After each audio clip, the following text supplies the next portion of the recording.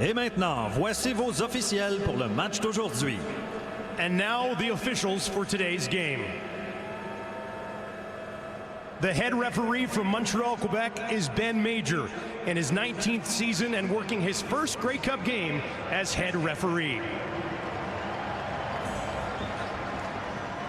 And the rest of the game officiating team, umpire Adam Paradowski, down judge Chris Shapka, line judge Walt Harish, side judge Ian Cropper, back judge Kevin Riopel, field judge Brian Krupolo, and our backup officials Andre Prue, Jordan Satoski, and Robert Skaggs.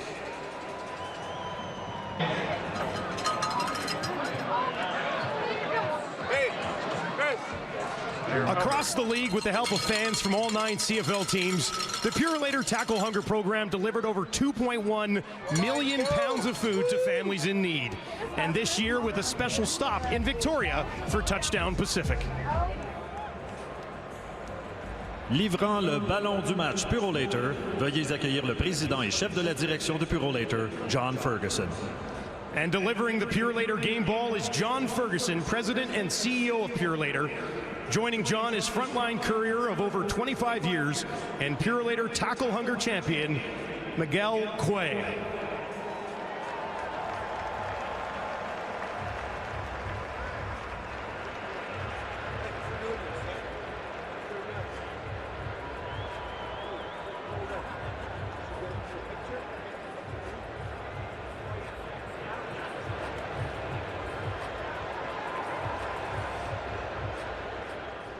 Au centre du terrain, retrouvons le commissaire de la LCF, Randy Ambrosie, en compagnie des capitaines des équipes pour le tirage au sort officiel. Joining the team captains and CFL Commissioner Randy Ambrosie to conduct the coin toss is the CEO of Coinbase Canada, Lucas Matheson.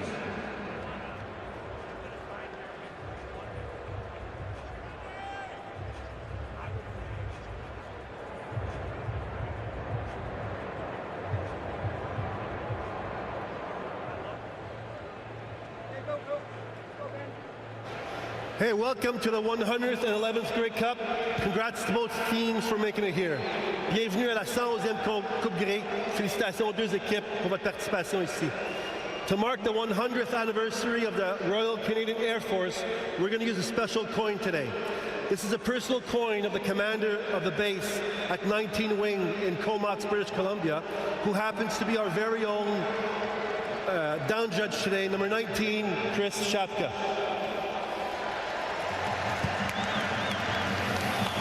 Pour marquer le 100e anniversaire de l'aviation royale canadienne, on va utiliser une pièce de monnaie particulière. C'est la pièce personnelle du commandant de la base, qui est notre premier juge de ligne aujourd'hui, le numéro 19, Chris Shapka.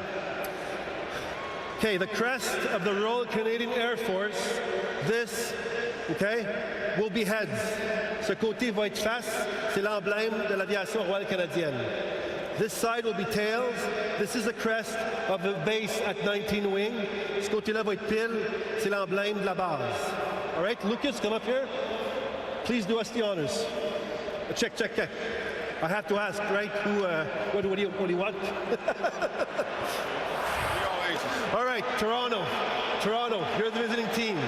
What's your choice? Heads. Heads is called. Okay, Lucas, take 2. Now you can do it. Heads is a call.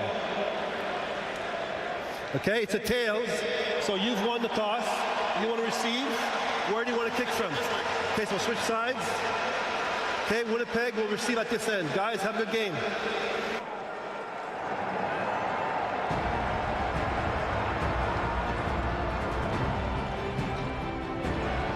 The 111th Grey Cup from Vancouver. Our national anthem is next.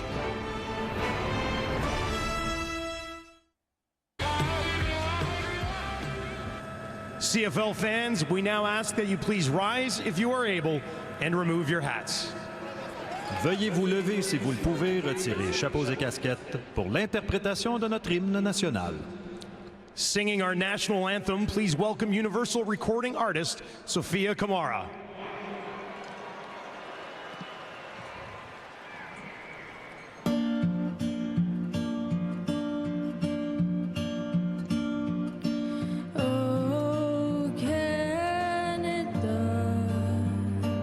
Our home and native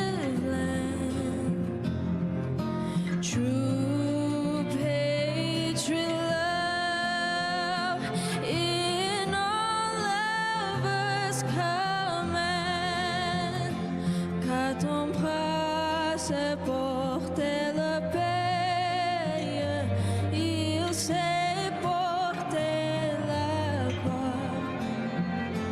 Ton histoire est une épopée des plus brillants espoirs. Oh God, keep our land glorious and free.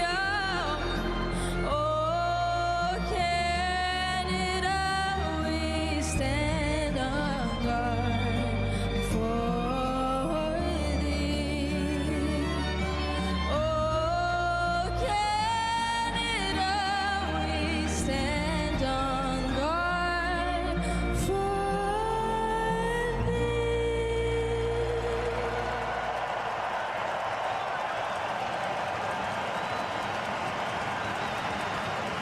To the sidelines and the head coaches. Ryan, your team has faced inconsistency, a suspension, and injuries. How has that all prepared you for today? Well, I think we've been through some adversity, right? It's been a tough season to get to this stage, and we've earned it. And I told our guys we've played our best football in the toughest moments, and they deserve to be here. And now let's go play a full 60 and get it done. What was your message to Nick Arbuckle? Is he ready to lead your team? Nick's ready. I told Nick, just be Nick. Understand, manage the football game. Nick understands coverages. He understands what we're asking him to do. He's going to have a great day, and I'm happy for him. Thank you, Ryan. Thanks, Matt. Appreciate it. Now over to Winnipeg sidelines. Here's Claire Hanna with Mike O'Shea. Mike, you guys have made it to your 5th straight Grey Cup. How will the experience that some of the players have had be an advantage in today's game? Yeah, I think, Claire, every team, every season, it's different. So I think our guys are going to rely on the journey that and the experiences that they've garnered from this year. Now, in the regular season, you lost both of your meetings to the Toronto Argonauts. What do you need to do differently to get the win today? We're going to play better. That's it. Simple. Play better. Thank you. Après la pause, le botté d'envoi de la 111e édition du match de la Coupe Grey. The 111th Grey Cup from beautiful Vancouver, British Columbia. Kickoff is next. They're special. Once that kickoff happens and you're rolling, it's just second nature and you're just in the game. Double move, up top, into the end zone, touchdown Toronto! Beautiful throw by Nick Arbuckle. Once that kickoff happens and we snap the first snap, you kind of can ease back into just a football game. With time, looking deep, end zone, touchdown, one big strike. The 111th. The 111th Grey Cup. Kickoff is next.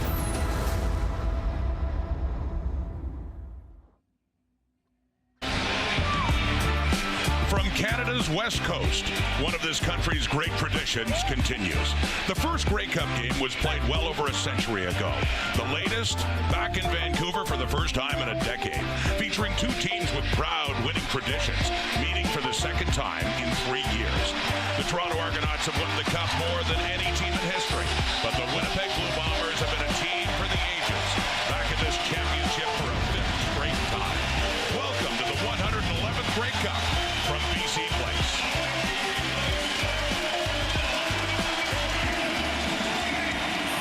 The Winnipeg Blue Bombers back again, and this time, for the first time in the run of 5, they will wear their home dark blue jerseys up against the Argos in their whites. There's Zach Collaros, a record 5th straight Grey Cup appearance.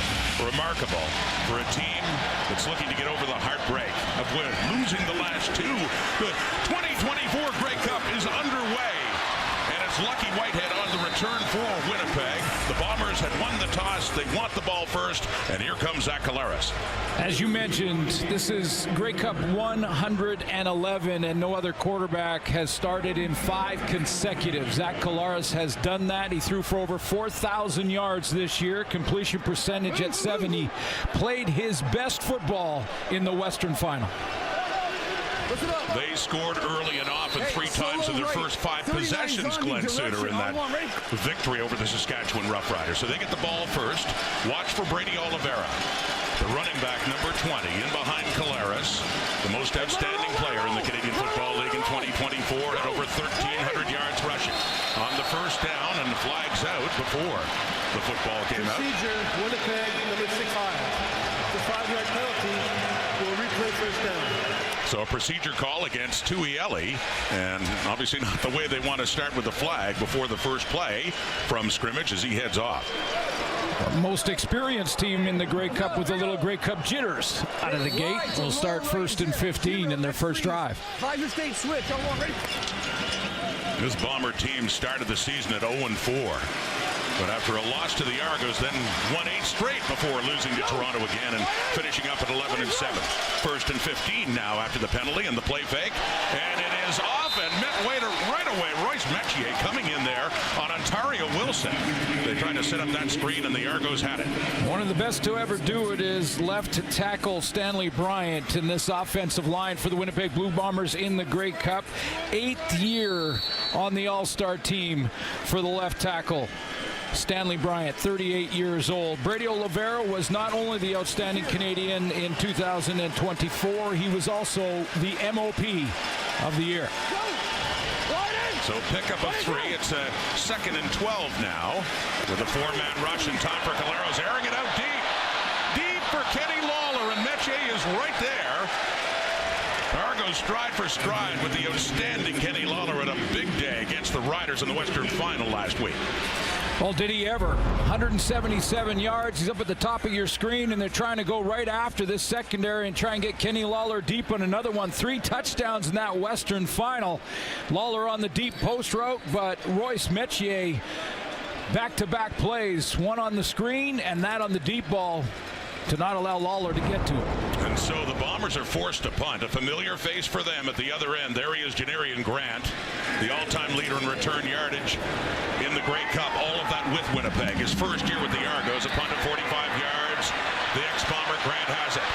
Game breaker. He's got something going here across the 40, 45, taken down near midfield finally. So an all too familiar sight for Winnipeg as Janarian Grant will set the Argos up in a good place to start for their opening possession. A return of 23 yards. Well, just by his presence, Janarian Grant is going to possibly affect the field position in this game. It's whether or not the Bombers elect to try and kick it away from him. If they do, they may give up some yards in their net punting. So that will create field position for Nick Arbuckle, who gets the start due to the injury to Chad Kelly back in the Eastern Final. Kelly suffered a broken leg late in the third quarter in Montreal. Arbuckle came on. He was 5 of 8 for 73 yards, but helped the Argos get here. Handing off to Kadeem Carey. One thing Toronto loves to do is run the football, and Carey 3rd of the CFL in rushing yards this season. But Nick Arbuckle, a look at what he's done over the course of this season. Only 1 start, threw for just under 800 yards, 4 touchdowns, 3 intercepted. First ever Grey Cup start, but he's not a young guy. He's 30 years old. He's had quite the football journey, a lot of different teams, different stops. He's been considered as a guy that might be the next one at times, and has been a backup at times. Gets his first start in the Grey Cup. Won a Grey Cup with Calgary as a backup in 2018, throwing here and finds a receiver open for a first down. Working it down inside the Winnipeg 45. That's Tavares Daniels, who's no stranger to the Grey Cup. He was there with the Stampeders for 3 years in this big game. Little trips to the wide side of the field with Kadeem Carey, their running back, coming out of the backfield, and there's Tavares Daniels getting things going and maybe settling in what has to be a nervous Nick Arbuckle in his first start in the Grey Cup. A pickup of 11 yards. Arbuckle to Daniels. Down to the 43 of Winnipeg on Toronto's first possession of this Grey Cup. Handing off again. Kadeem Carey. And breaking through and gets inside the 35 as we take a look at the Toronto Argonauts offense. He's in his 3rd year up there at left tackle for this game, but offensive lineman Ryan Hunter was this year's offensive lineman on the season. And Mackay Polk, a rookie in his first Grey Cup, the only 1,000-yard receiver for the Argos this year. They run tempo on offense, give it back to Carey. It looks like he has a first down, just needed about a yard and a half. So the sticks will move. Brian Dinwiddie, 4th year as a head coach in Toronto. second trip in those 4 years back to the Grey Cup game. 3 first-place finishes, then second this year at 10-8 from the Winnipeg 32.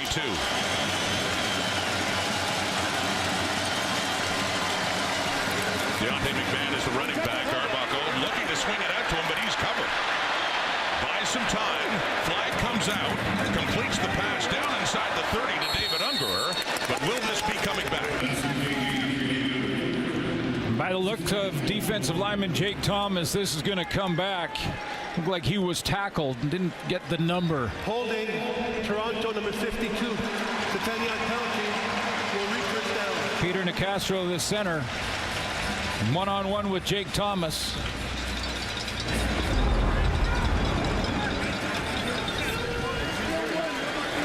See that one-on-one battle? So far, so good. And then the takedown right there.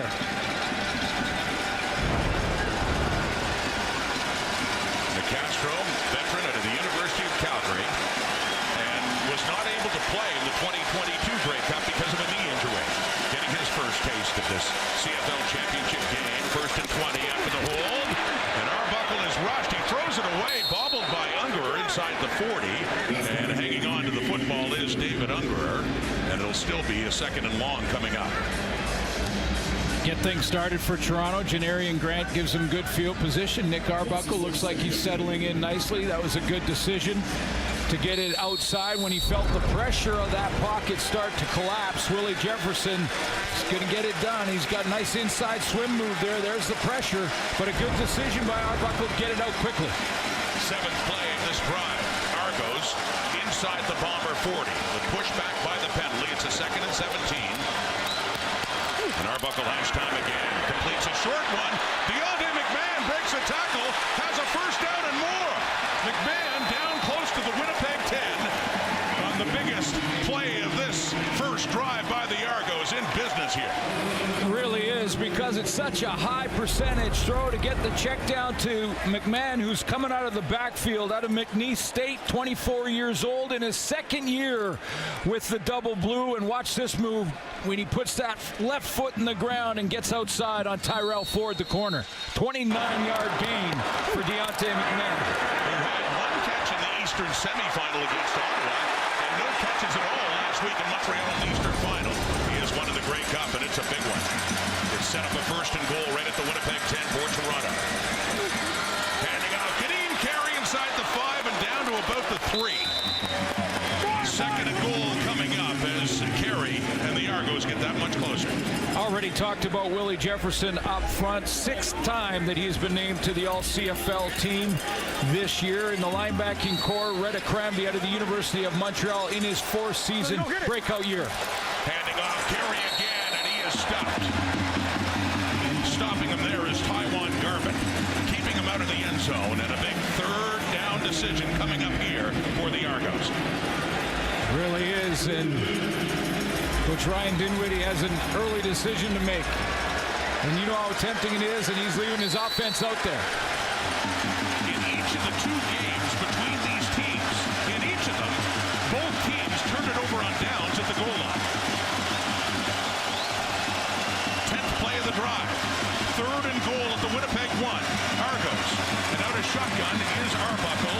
And we see this time and again. Will they snap the ball? They often try to draw them offside. Toronto number 4. Yeah. It's still going to be 3rd down. It's straight up a strategy. You put your offense out, make it look like you're going to go for it on 3rd down. See if you can draw the Winnipeg defense offside. It looked like they had one early in the count, but you have to snap the ball right when that player enters the neutral zone. They didn't get that done. You could see the little bit of frustration on Ryan Dinwiddie's face, and now they'll go and take the 3 points. They tried it a couple of times in the second half in Montreal, but the Alouettes wouldn't bite. They do try it a lot. Liram Iralau, the Grey Cup winning kick for Toronto back in 2017 on looking for the first points of this Grey Cup with John Haggerty putting it down. The Argos drive down. They get close. They settle for 3. Opening points of the 111th Grey Cup at BC Place.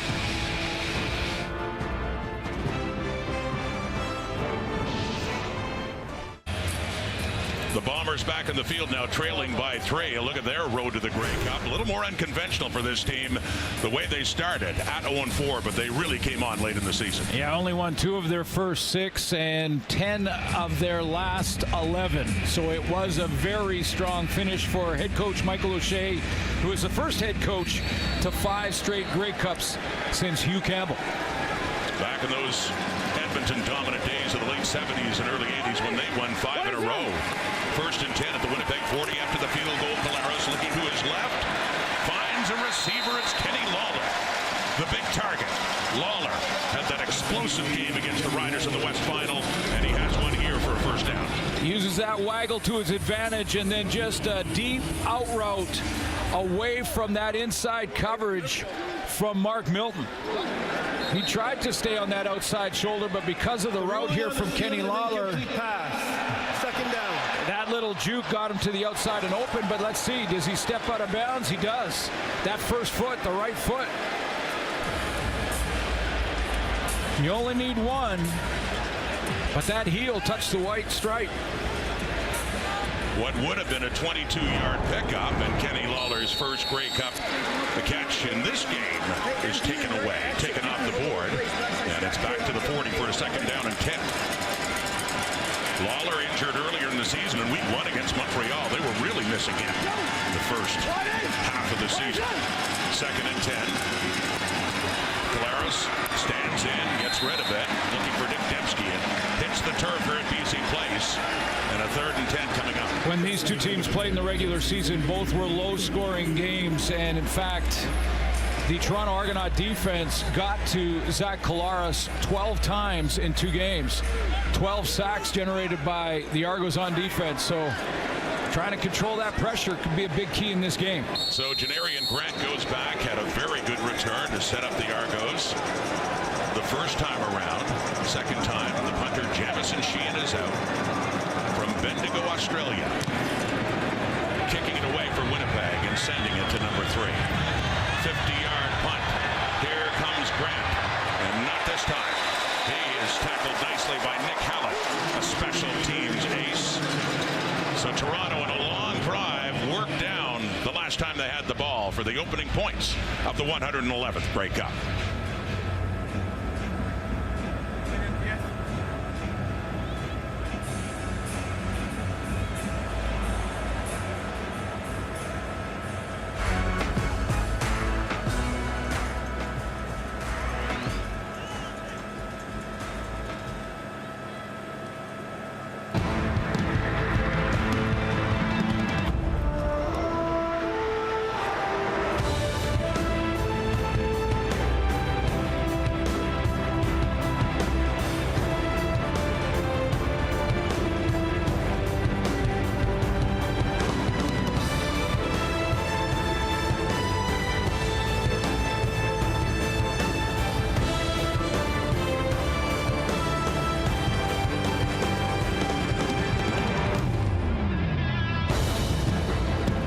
Thank you, Commissioner Ambrosi, for your outstanding leadership and contributions to the CFL over the past 8 years. We really appreciate everything that you have done for the league.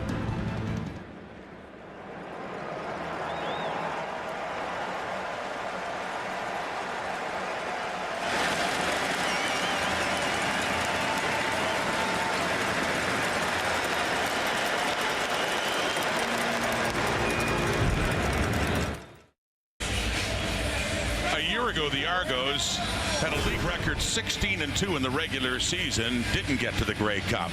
This time for Ryan Dinwiddie, a record of 10-8, but like Winnipeg, steadily got better down the stretch. Well, and had to knock off the Montreal Alouettes, the reigning champions from last year, to get here. And for 3 straight seasons, Ryan Dinwiddie's group will have a winning record, have more than 10 or more wins over those 3 seasons, and 2 visits to the Grey Cup, of course, winning in dramatic fashion back in 22.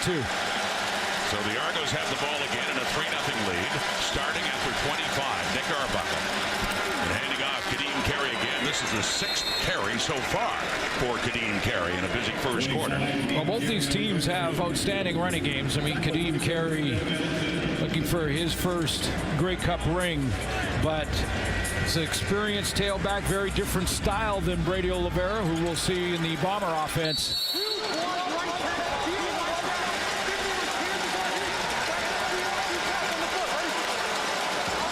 And a 5-yard pickup for Carey. Actually, he was on the Stampeders, but not enough for a ring. Didn't play in that game. He saw what it was all about, though, and this game means so much to him. 4 receivers to the right, going that way. Evan Holm, the leader in defensive plays for Winnipeg, coming right in there on Mackay Pope. It's going to be a great matchup all game long, Rod, to see the rookie Mackay Pope, the 1,000-yard receiver for the Argos this year, who'd had a great second half of the season. 5 of his last 7 games, over 100 yards receiving, but he's up against Evan Holm, and Evan Holm had an outstanding Western final. The Saskatchewan Roughriders tried to get it to their #1 target, Sam Emelis, and Evan Holm shut that down. He met Polk right away, but Polk still got 6 yards and enough for the first down up to the Argo 36. Already past the midway point of this first quarter. The Argos leading with the ball, and Arbuckle swinging it off to the right, coming back. Taking that is DeMonte Coxey, but nowhere to go. Celestin Haba pushes him back. It's lost yardage for the Argos on that play. Both these defenses outstanding, and for some different reasons. There's been sort of a turnover for a lot of different players. No Adam Bighill in the middle for the Winnipeg Blue Bombers. I know that name people are very used to, but he is out. Tony Jones gets the start in his place, but this team still outstanding on that side of the ball, especially in the second half of the year. Yeah, a lot of changes. Took them a while to gel, and they certainly have. And a loss of 7. 3-man rush. Arbuckle just screens it off, and nice tackle again by Michael Griffin, coming in on Kadeem Carey, which will force the Argos to punt it away.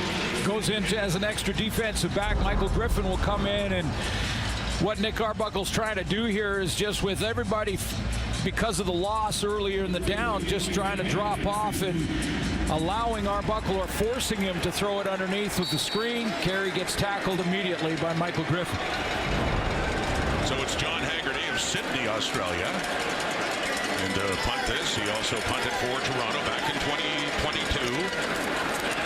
Second in the league in net punting average. And getting that one away to Lucky Whitehead down at the 32, a 52-yard punt. Whitehead. And forced out at around the 43. Bombers get the ball back, down by 3.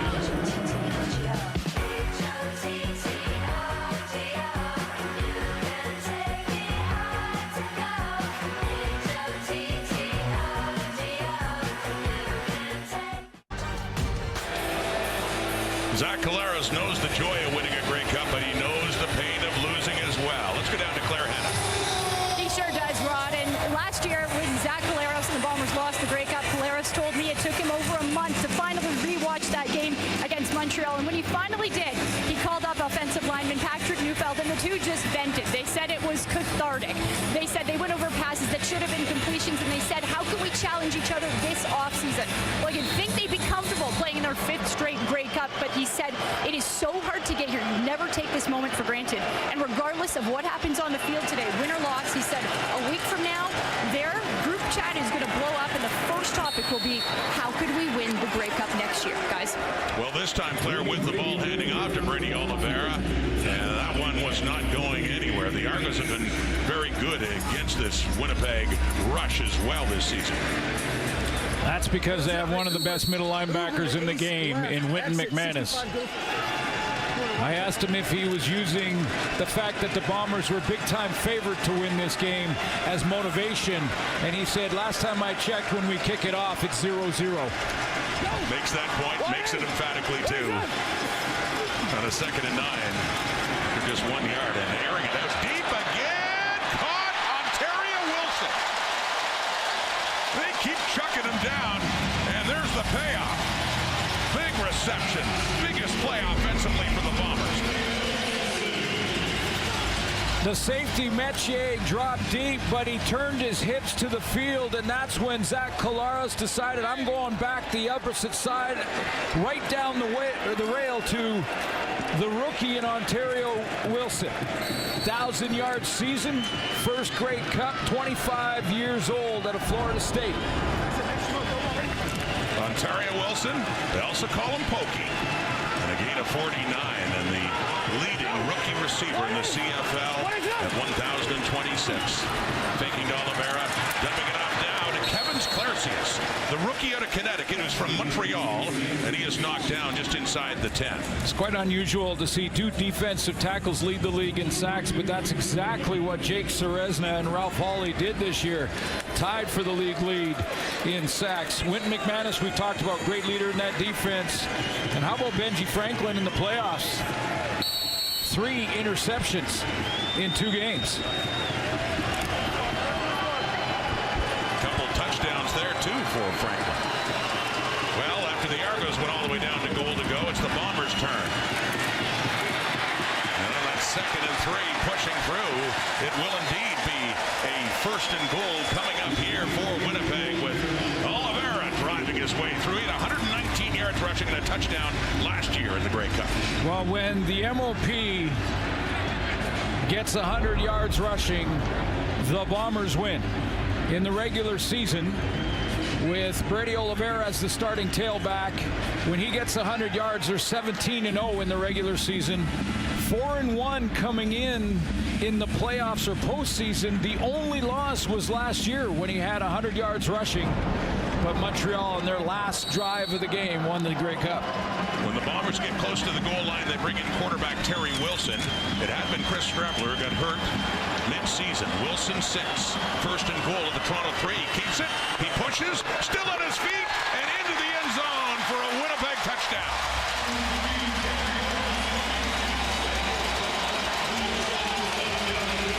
No problem with short yardage that time, as they had in the regular season against the Argos. Wasn't on the 1-yard line either. You're talking about back there on the 3-yard line, but look at the push from the right side of the offensive line for the Winnipeg Blue Bombers. Eric Lofton, Patrick Neufeld that Claire just talked about out of the University of Saskatchewan, 13-year veteran. What a great push, reestablishing the line back inside the goal line. All set up with that big pass of 49 yards from Zach Collaros to Ontario Wilson to get him close. And Sergio Castillo puts it through. Converting on that touchdown by Terry Wilson as the Bombers change the lead. They're in front, looking to get back in the win column in the Grey Cup in their 5th straight appearance.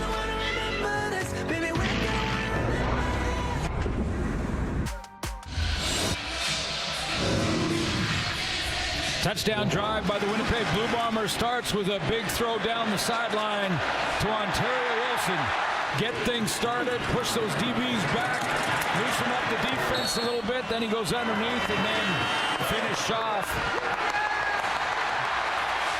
in short yardage by Terry Wilson.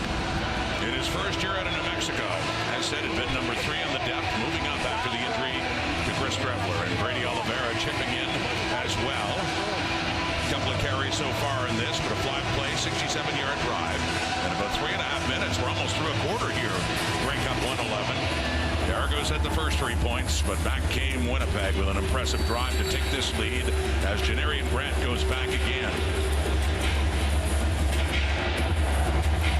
Both these teams been inside the 5-yard line in this first quarter. One team decided to go for it down there and first down, get short yardage. They scored the major.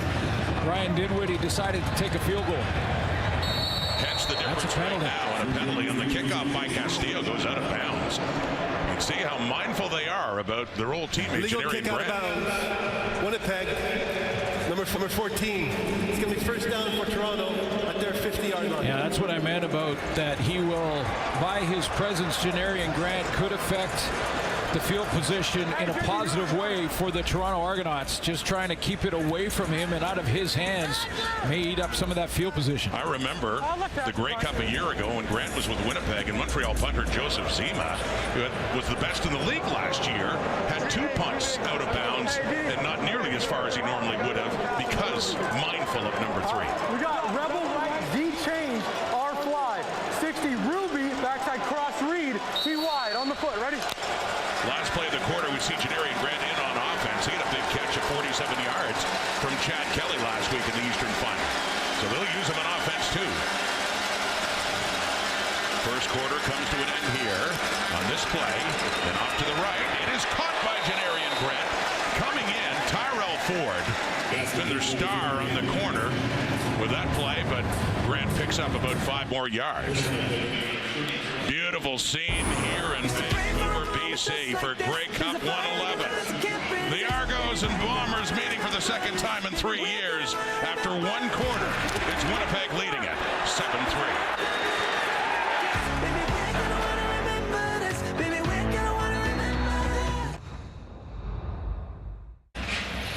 Through 1 quarter at BC Place in Grey Cup 111, the Bombers lead by 4. Here's a look at the numbers.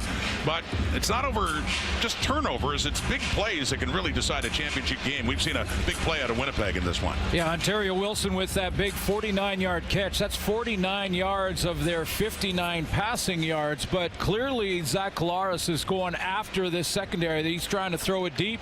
He's trying to loosen up the defense for the Argos. A couple of deep shots to Kenny Lawler was very close. Didn't come up with those catches. One was out of bounds, and then Wilson got him on the board. So Collaros aggressive in that first quarter, trying to push the ball down the field. Was wondering how they would establish Brady Oliveira, the most outstanding player this year so far.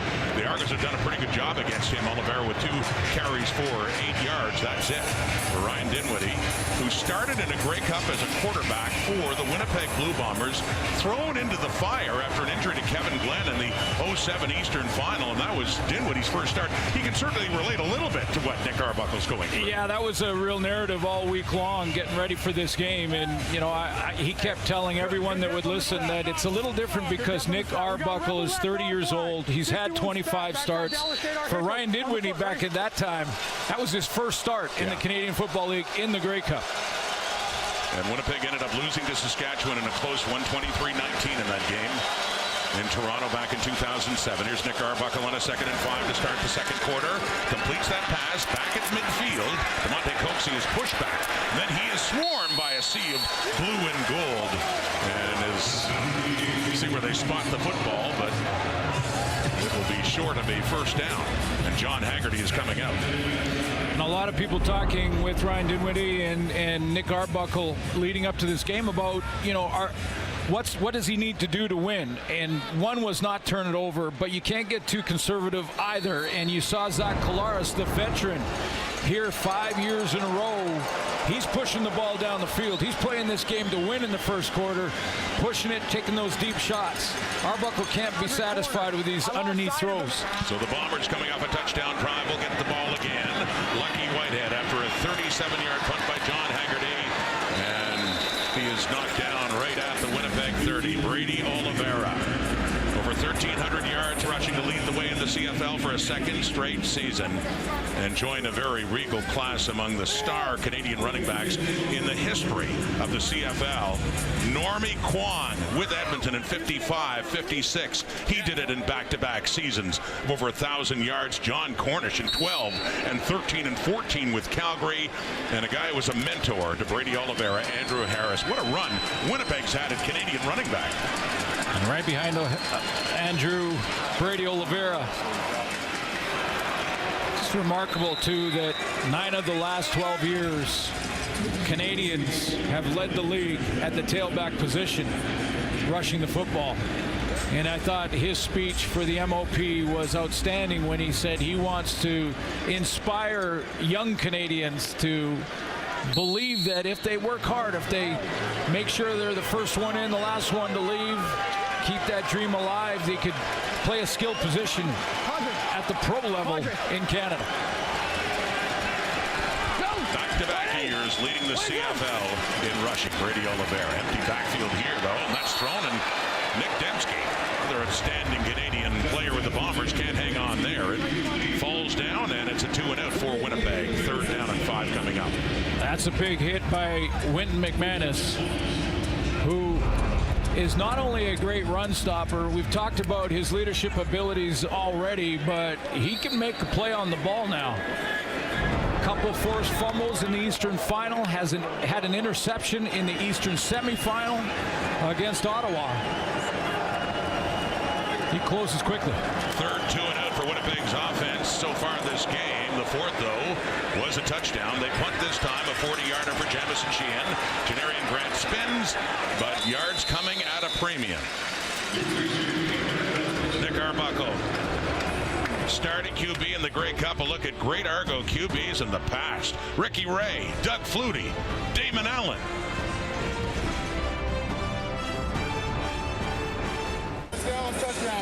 I mentioned Nick Arbuckle thrown into the role of starting quarterback in a Grey Cup, like his head coach Ryan Dinwiddie. With more, let's head down to Matthew Chanel. Yes, Rod. Just like Ryan Dinwiddie in 2007 when he was the sudden starter for the Winnipeg Blue Bombers in that Grey Cup, he understands what's going through Nick Arbuckle's mind today, but they're also very different. Nick Arbuckle has over 24 starts in the CFL. He was the starting quarterback of the Ottawa Red Blacks, but then became a trade piece, and all through that on-field adversity, he kind of understood what the game can give and then take away. And personally as well, during COVID, he and his pregnant wife, Zykia, could not go back to the United States to see their families, but he's also dealt with the kind of personal tragedy of losing his mother when he was a teenager. He carries mementos of his mother, a quilt and a photo, and he said to me before the game, I think about my family all the time. Their drive, their passion has led me here. And can even carry Matthew on that one. That rush up to about the 42. Imagine those suits. The Nick Arbuckle's work permit ran out in July, or was going to run out before he decided to extend it, which was probably a pretty good idea. Good idea. It turned out pretty good. And, we'll see how he plays in this game. But, at one point, Nick Arbuckle, we were all saying was going to be the next one. He was playing behind Bo Levi Mitchell in Calgary. His arrow was pointed up, no question, and you just started to think that this guy could be a starter and franchise guy for a team. It's been an interesting journey since. 2nd and 6, looking deep right, and no, Dejan Brissett. It's Dietrich Nichols in coverage there, but he couldn't hang on to the ball, and it's a 3rd and 6, a quick 2-and-out by the Argo offense as well. But honestly, that's a good sign, and I say that because it's a good sign because he's taken a shot deep. Not going to be conservative every single drive, not going to just sort of try to manage the game. I keep hearing that from a lot of people, including at one point his head coach and Ryan Dinwiddie saying we expect him to manage the game. I think he's got to do more than that to win. 2nd 2-and-out in a row by the Argo offense. John Haggerty back, standing at his 27. Single returner is Lucky Whitehead inside his 20. Whitehead back in Winnipeg, where he started his CFL career, went to BC for a few years and came back this year. He gets it up across the 25. Great coaches in Bomber history. There's one, Mike O'Shea, the man he passed on the right, Bud Grant, for all-time wins. Mike Riley, top left, won a couple of Grey Cups, including one here at BC Place.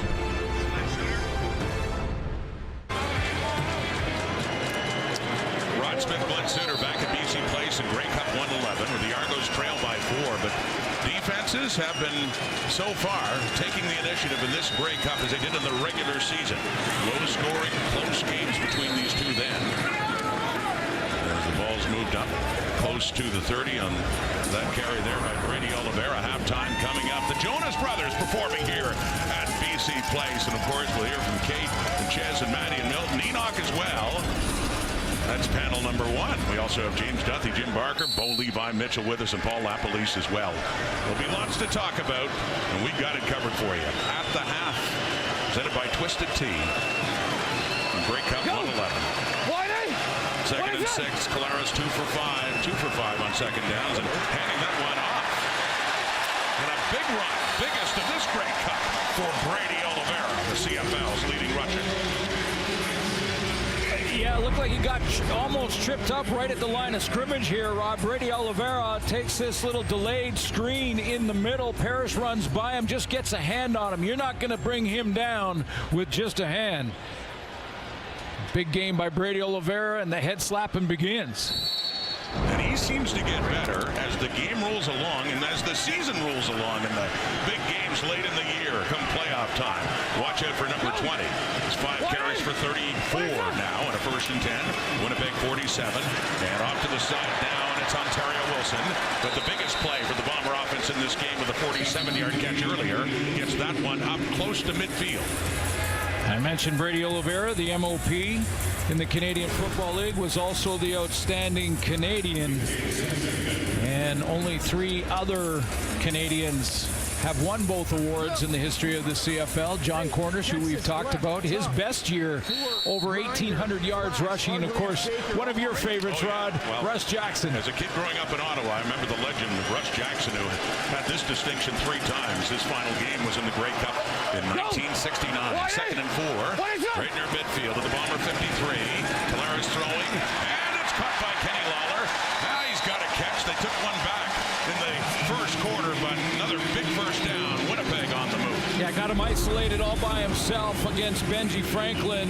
Franklin thinks he's got inside help, so he's going to stay on that outside shoulder, which is exactly where Lawler wants him, because he's running an inside break.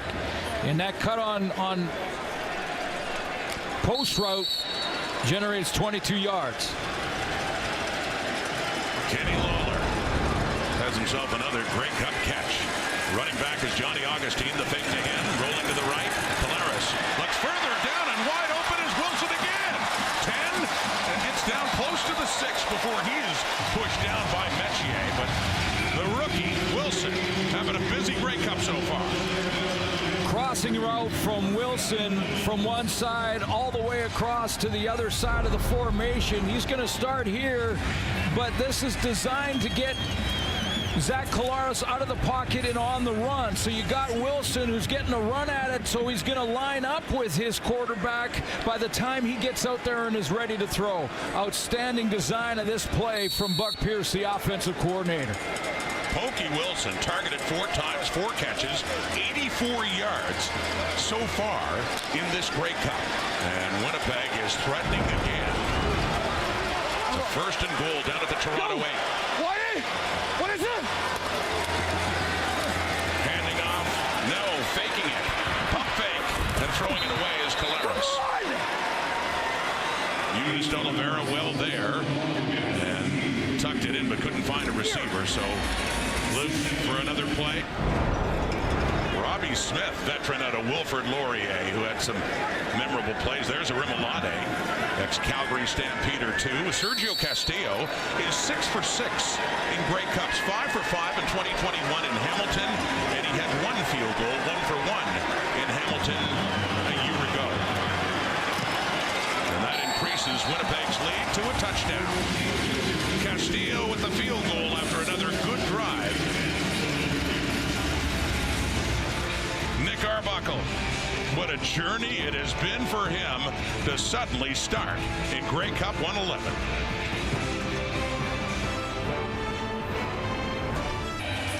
Nick Arbuckle started his CFL career with the Calgary Stampeders back in 2017, but he's been on the move. First to Ottawa, the pandemic year, didn't play, signed on in 21 with the Toronto Argonauts. Got traded to Edmonton late that season, and the next year, well, he was traded to go back to the nation's capital. Call him Arbuckle.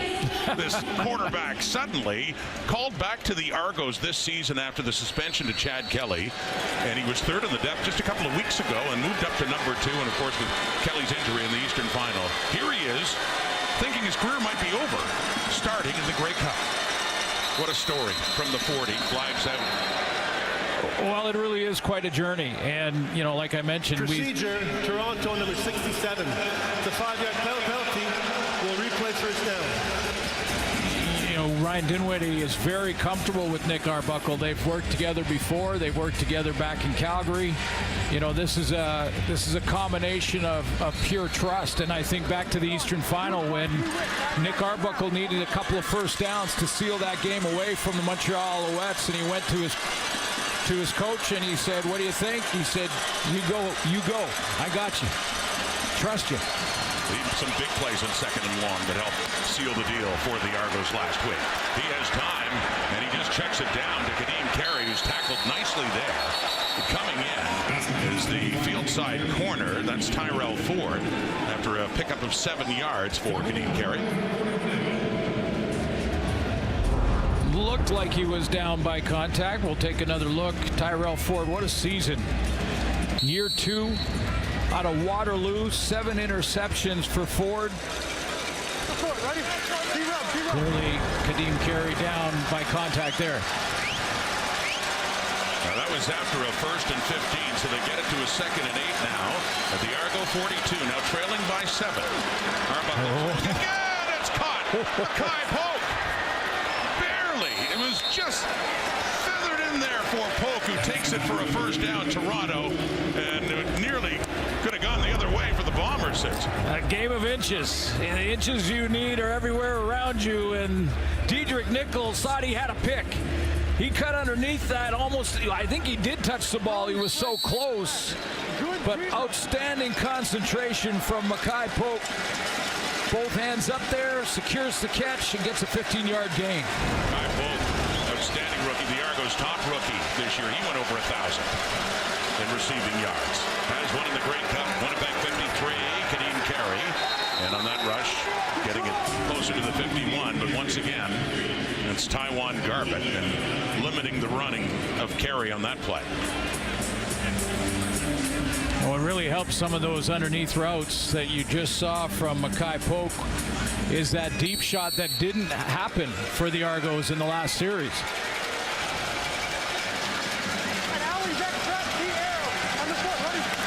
Carey's the feature running back, but they also have Deontay McMahon and Daniel Adamaboye, number 21, who is in the backfield now with Nick Arbuckle on a 2nd and 8 at the 51. Arbuckle looks deep right, down and caught. DeMonte Coxey, one of the great big play receivers in the CFL. He showed that again last week, late in the 1st half in Montreal, with his first Grey Cup catch in a 36-yarder. Ron, I thought initially Arbuckle just was off a little on his timing here. He has Coxey open in between coverage. Bonds up in the short coverage, and in behind him is Diedrich Nichols again. Looked like the timing was off, and Nichols was going to be able to cut underneath that, but Coxey gets up and wins the jump ball. Excuse me, his 3rd catch of this game. His first Grey Cup catches, though. He was injured and couldn't play 2 years ago in this game. So here come the Argos. Adamaboye is in, picks up a couple more yards. The Canadian Toronto kid coming out of Bryant University, and the 3-minute warning has been given. Quick first half. The Argos down a touchdown, but threatening now. I never signed up for this, but hell, I ain't mad about it. You should be paying me rent the way you're living in it. There you go. Getting close to halftime here in Grey Cup 111. The Twisted Tea halftime show coming up, featuring the Jonas Brothers and also featuring our panels: Kate Burnett, Davis Sanchez, Matt Dunnigan, Milt Stiegel, and Enoch Mwamba, and yes, James Dudley with Jim Barker, Paul Appleys, and Bo Levi Mitchell, who was a runner-up in the MOP race to Brady Oliveira, but terrific season with the Hamilton Tiger Cats in the end. And none of those guys are going to sing. Well, at least they say they won't now. Oh, we got early movement there. Dejan Brissett and the flags coming out on the waggle, and a little bit early. Offside, Toronto number 15. The 5-yard penalty will replay 2nd. It's a big penalty. Mackay Polk giving it the my bad. Hey, we got Rebel left. Bombers 54. Ontario X close. On foot, ready? The Argos 6 for 10 on 2nd down. And it's a 2nd and 13 now with that penalty. The Winnipeg 18. Down 7. Field goal range, looking for more, but no. Willie Jefferson, his mere presence. Yep. Working there in Ryan Hunter, and barely touched Arbuckle, but down he went.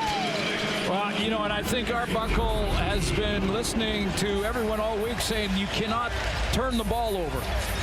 He's coming off the left side and coming around and really doesn't get even a piece of Arbuckle. He just kind of swipes at the ball, and I think Arbuckle felt that swipe and just wanted to protect the football, make sure he doesn't turn it over. Field goal's not a bad thing in this situation because he just missed the ball. Well, he did touch him, and they have given him, Willie Jefferson, a sack. That is his 5th Grey Cup sack.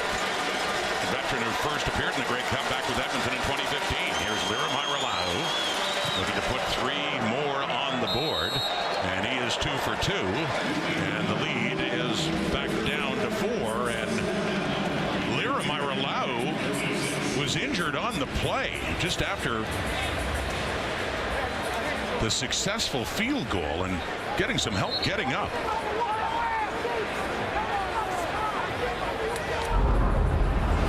Take another look. I was watching the ball go through the uprights, and on the follow-through, Daniel Adebaboye, who was trying to block for him, was getting pushed back into Hairolahu and lands right on his leg there. It looked like maybe an ankle. It was Tanner Cadwallader, 47, and Reddick Cramby pushing through for the Bombers. And yes, Adebaboye in the midst there as well for the Argos. And that's his right leg favoring. And Lira Mairolau, the veteran kicker, back in the CFL this year for the first time in 5 years. And a veteran of Grey Cups too, but wincing and limping as you see. What a concern for the Argos and the importance of special teams, especially in a game like this against an opponent they've been so close against. And on the ground, and doing there for Brady Oliveira. Well, true power begins with control. From the epic Dune universe comes the next groundbreaking original series from HBO, Dune Prophecy. Stream now, only on Crave. Lots of time for points here for Zach Collaros in this Bomber offense. Thanks to that man. Yeah, Willie Jefferson credited with the sack. Stopped the Argos, forced the field goal. Winnipeg ball, still up by 4. Under 2 minutes to go, but as you say, that is still an eternity. Deep look again! Intercepted this time! Benji Franklin! What a tear he's been on in the playoffs. He had a pick 6 against Ottawa. He had a pick 6 against Montreal, and now he has a Grey Cup interception of Zach Collaros. Yeah, and Zach Collaros is not hesitating to push the ball down the field, but he's testing a guy, as you mentioned, Rod, that is hot in the playoffs and postseason. His 4th interception in this postseason. He's got pick 6s, and watch him climb the ladder here, go up and rip this one down. Great interception from one of the most athletic corners in the league. And in year 2, having a breakout season. That was intended for Carrick Wheatfall, his first year with Winnipeg. Interception by Toronto, and we're going to reset the game clock to 1:42. Bruce, please reset it to 1:42. As announced by the referee, Ben Major. That's how quickly things can change in the final 3 minutes of the half in the CFL or the final 3 minutes in the game. But now comes the question with 1:42, if the Argos can drive into field goal range. Exactly. How is Lira Who's kicking defensive tackles? So he's not just making plays on the ball. He's doing that in the postseason for sure. He's getting his nose dirty as well.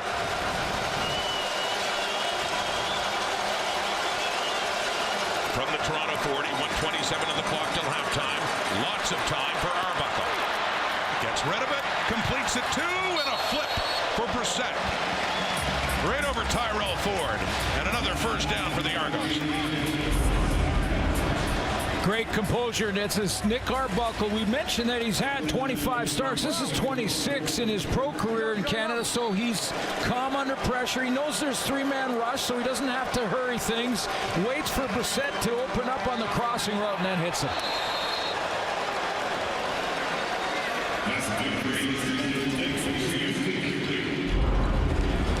Dejan Brissett. A little sidearm throw from Nick Arbuckle and undercut by Tyrell Ford. Up over the top. Now after the incompletion, we're in a 2nd and long for Arbuckle again. After that play, Arbuckle went for Coxie, and it was broken up by Terrell Vaughn, so it's a 2nd and 10 now at the Winnipeg 54. Halftime looms, 1:10 on the clock. Can the Argos get more points on the board? Arbuckle running around and a flag is out. Tony Jones chasing him, and no, it's incomplete. Intended for carry. Arbuckle had a lot of time. Illegal contact on the receiver. Winnipeg number 1. It's a 10-yard penalty. Make first down for Toronto. But it's Nichols and the Bombers who get flagged for illegal contact. Diedrich Nichols is shaking his head. He doesn't like the call.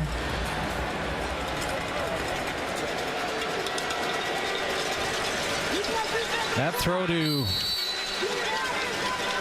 Let's take a look at that penalty. That throw to Kadeem Carey was well covered, but here's Diedrich Nichols.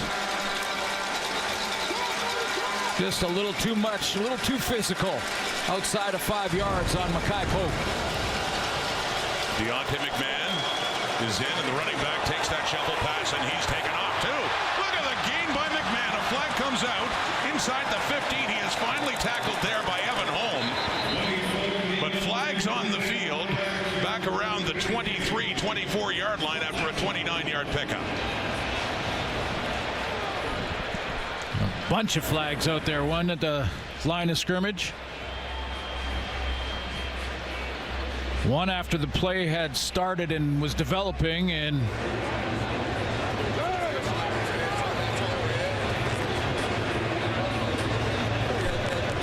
that shovel pass is a forward pass.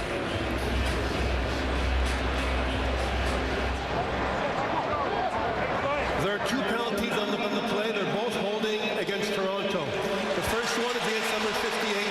This one is applied. We'll go back 10 yards. We'll replay first down.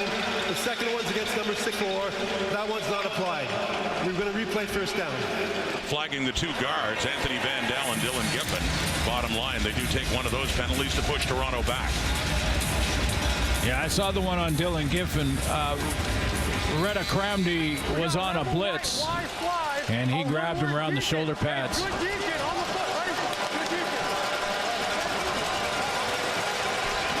So a 1st and 20. It's back near midfield for Nick Arbuckle. First playoff start, let alone a Grey Cup. Throwing it and completing it to Mackay Pope, getting a lot of yardage back to about the 40. And within the field goal range of Liram Irola, who's down at the sideline and still moving around. Well, that's a big play in this first half for Arbuckle, and a big throw to the out here to get it to Mackay Pope, because it eats up all of that penalty yards in one throw, plus gets them in makeable field goal position if Hairolahu is okay. And looks like he would be coming in to attempt a field goal. If that's the case, Arbuckle's 14 of 17 for 143 in this first half. 2nd and 7. Winnipeg 41. Blitz coming, gets rid of it, completes it too, but well shy of the first down. So Hairolahu will be coming out. It's David Unger with the catch, taken down around the 39. And he still looks like he's slightly limping after that last field goal try. Let's get an update from Matthew. Well, Rod, I've been watching Liram Hairolahu. As you can see, he is gingerly walking out there. He was attempting a kick with his kicking net. He was following through with the ball, but kept gesturing to the Argos medical staff that he was in discomfort.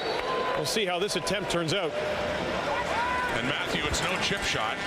John Haggerty will put this ball down just inside the Winnipeg 45. Hairolahu had a terrific season in his return to the CFL. Good on over 90% of his kicks. His longest in the year was 47. And he is good. Sore leg and all.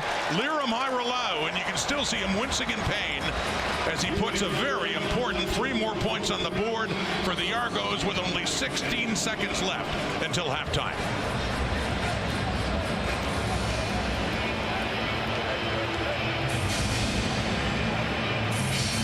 Earlier this morning, Canadian Football Hall of Fame Media Wing welcomed 2 new, very deserving members. Steve Daniel, the head statistician for years in the CFL, and our own Farhan Lalji for all the work he's done in our football coverage over the years. Congratulations to both of them. Congratulations to both, no question. And thank you, Steve, for returning all those emails late at night when I was asking a question about stats. A lot of people doing that. Well, Collaros takes a knee. Bombers will have the lead. But Hairolahu on 3 field goals, 3 for 3 on the night. He's get that 45-yarder to make it a 1-point game. In the regular season, Argos won them both, 16-14 and 14-11. Differences of 2 and 3 points. And now we get a difference of 1 at the half. What is it?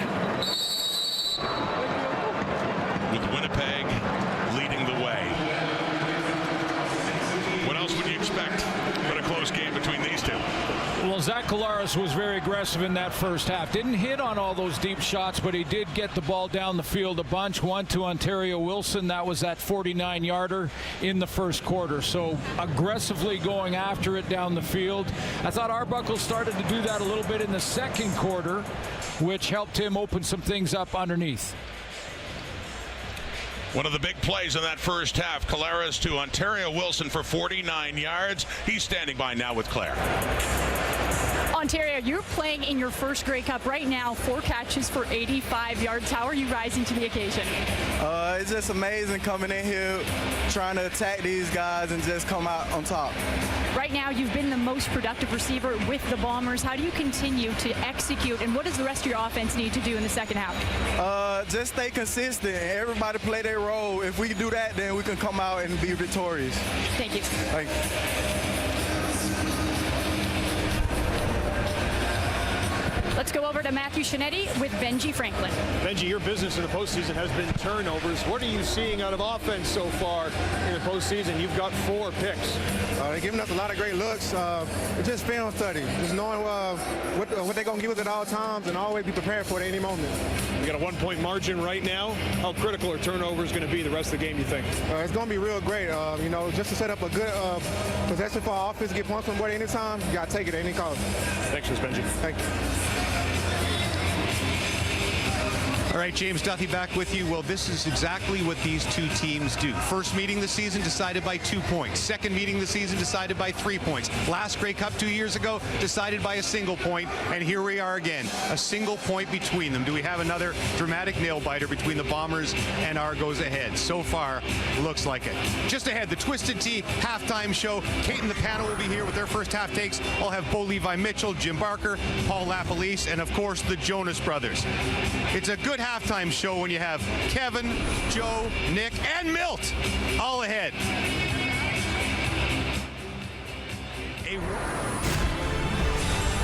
Benji Franklin, late in the first half against Montreal, had that pick 6, and here late in the first half, another interception that has the Argos within 1 of the Bombers here in Grey Cup 111. The Jonas Brothers just ahead, but first the Davis Brothers with lead singer Kate Burness. I don't know if I'm lead singer status, James, but I appreciate it. Back alongside Davis Sanchez, Matt Dunnigan, Enoch Mwamba, and Milt Stiegel. And you're right, James. It's a 1-point game in the Grey Cup. You can't ask for much more. But Milt, you wanted a little bit more in the first half, and that was a little more aggression by the Toronto Argonauts in the beginning of this one. Yeah, without a doubt. And they're playing a great game. Ryan Dinwiddie, I think, is calling a great game. Defensively, they're doing some great things. But ultimately, I think they're being too conservative. And it started with this play right here. It's 3rd and 1. I understand that. Your team has driven the ball all the way down the field, and they got conservative with it. I see they were trying to draw them off sides, and then ultimately they kicked the field goal. I've never been a head coach. I would never be a head coach, but in the Grey Cup, I'm going for it. You have to throw caution to the wind. Ensuing drive, Winnipeg drives the ball down and score. And this is still a tight game, but when you get that opportunity, you got to take advantage of it. I like the way your quarterback is playing, but we still have to realize this is his first opportunity to play in a game like this. So Ryan Dinwiddie, if you're listening, take it to the bridge. Be strong. When you get that opportunity, take advantage of it. I'm with you. His quarterback is playing excellent. Nick Arbuckle has played as good as I think we could have expected in that first half. One thing we know about Nick, around the league, he's known he will get the ball out extremely quickly. And you saw that in the first half. And that's why it was so key for these Winnipeg Blue Bombers to tackle. And you saw early, Reddick Cramby flying around. He's making tackles. You saw Tyrell Ford. You saw this play, the screen. Michael Griffin coming up. There's Griffin right there. That's what you're going to expect from this Argo team, because that's what Nick Arbuckle does so well. He deciphers what he sees, and he gets the ball out. That's what you got to do. If the Bombers can tackle in the second half, they win the Grey Cup. And one of the reasons why they're getting so many tackles, Sanchez, is because of the type of plays that Ryan Dinwiddie's calling. You're right, Milt. Absolutely. He needs to put a little bit more aggression to his play calling. What I would love to see is more Pope, is more Kosi. These are the deep threats. These are the guys that make the big plays for this team. I saw a few times where Coach called for Kosi and Pope to be on the same side of the ball, to be in the open field, on the wide side of the ball. That creates a lot of problems for a defense right now. And you talk about the short tackle, this is what he's going to have to call. A lot of rushing 3, dropping 9 for the Winnipeg Blue Bombers, giving Nick Arbuckle free rein just to check it down, and a high completion rate results 15 to 18. Can be more aggressive, but if you're Toronto Argonauts, you gotta figure out a way to get to for the ball more. Deontay McMahon, he's explosive when he makes it happen. Now his big one at the end of the half was called back, but they put him in position to get a field goal.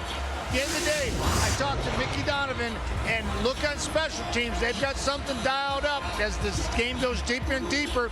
You got Janarian on the field with Deontay McMahon. Look for something there. It's another way to get him involved with his explosive capabilities. Should be a fantastic second half. By the way, when I was interviewing the Jonas brothers yesterday, I'm pretty sure they called Bo Levi Mitchell the bonus Jonas. Don't quote me on that, but I think you're the fourth brother, Bo. You have been watching the Twisted Tea Halftime Show.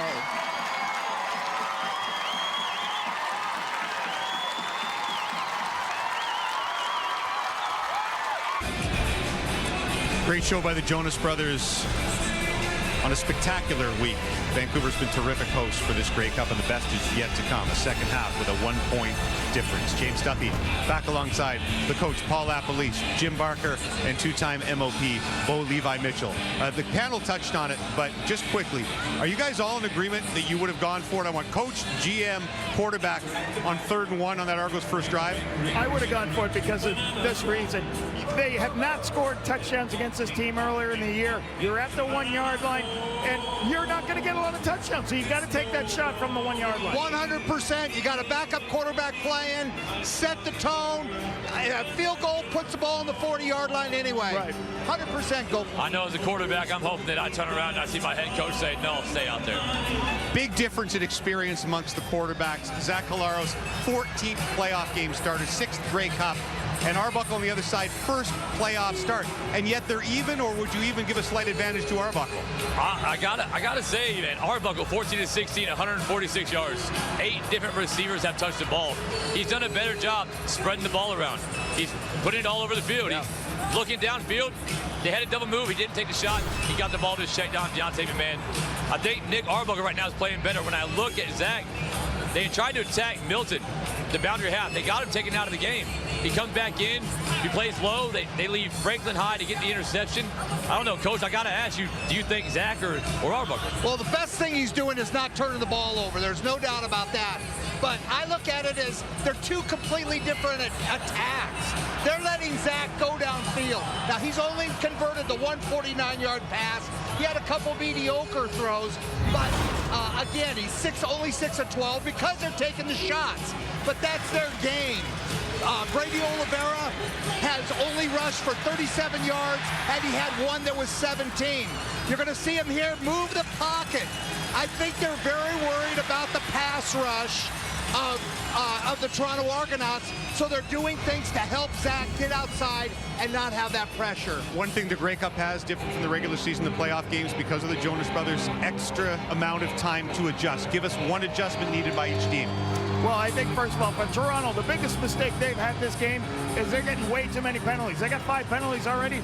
They're in 2nd and long 10 times, and they got 4 second and extra. Now, besides that, they've really done a nice job of converting. I mean, Nick Arbuckle's 15 of 18, 83%. So if they can clean that up, they're going to be in a much better situation for them. Now, over here, if you look at what Winnipeg did, it's back to the big turnover. Guys deep down there, you can't make that turnover. I love what Coach Barker just talked about. My adjustment for Winnipeg would be, don't try to run the football. Make sure you keep moving the launch point. Put it in Zach's hands, but Zach's got to make better decisions like there. The explosive play they had, 49-yarder, touchdown 2 plays later. Get some more of those explosive plays. The Bombers are always here, and they do nothing but play dramatic Grey Cups. The last 3 Grey Cups for the Bombers have come down to the final play. We're trending there again, and these last 30 minutes for Winnipeg could well decide dynasty or devastation. The second half of the 111th Grey Cup right after this.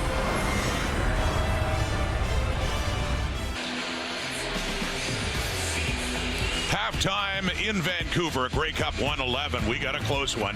What else would you expect between the Bombers and the Argos the way they played it this season? 10-9 at the half. A look at the numbers now, Glenn Suter. Toronto trailing by a point, but leading in a number of offensive categories. Yes, and you look how both of these columns are so close. We got a 1-point game at halftime. The stats bear that out when you look how close they are.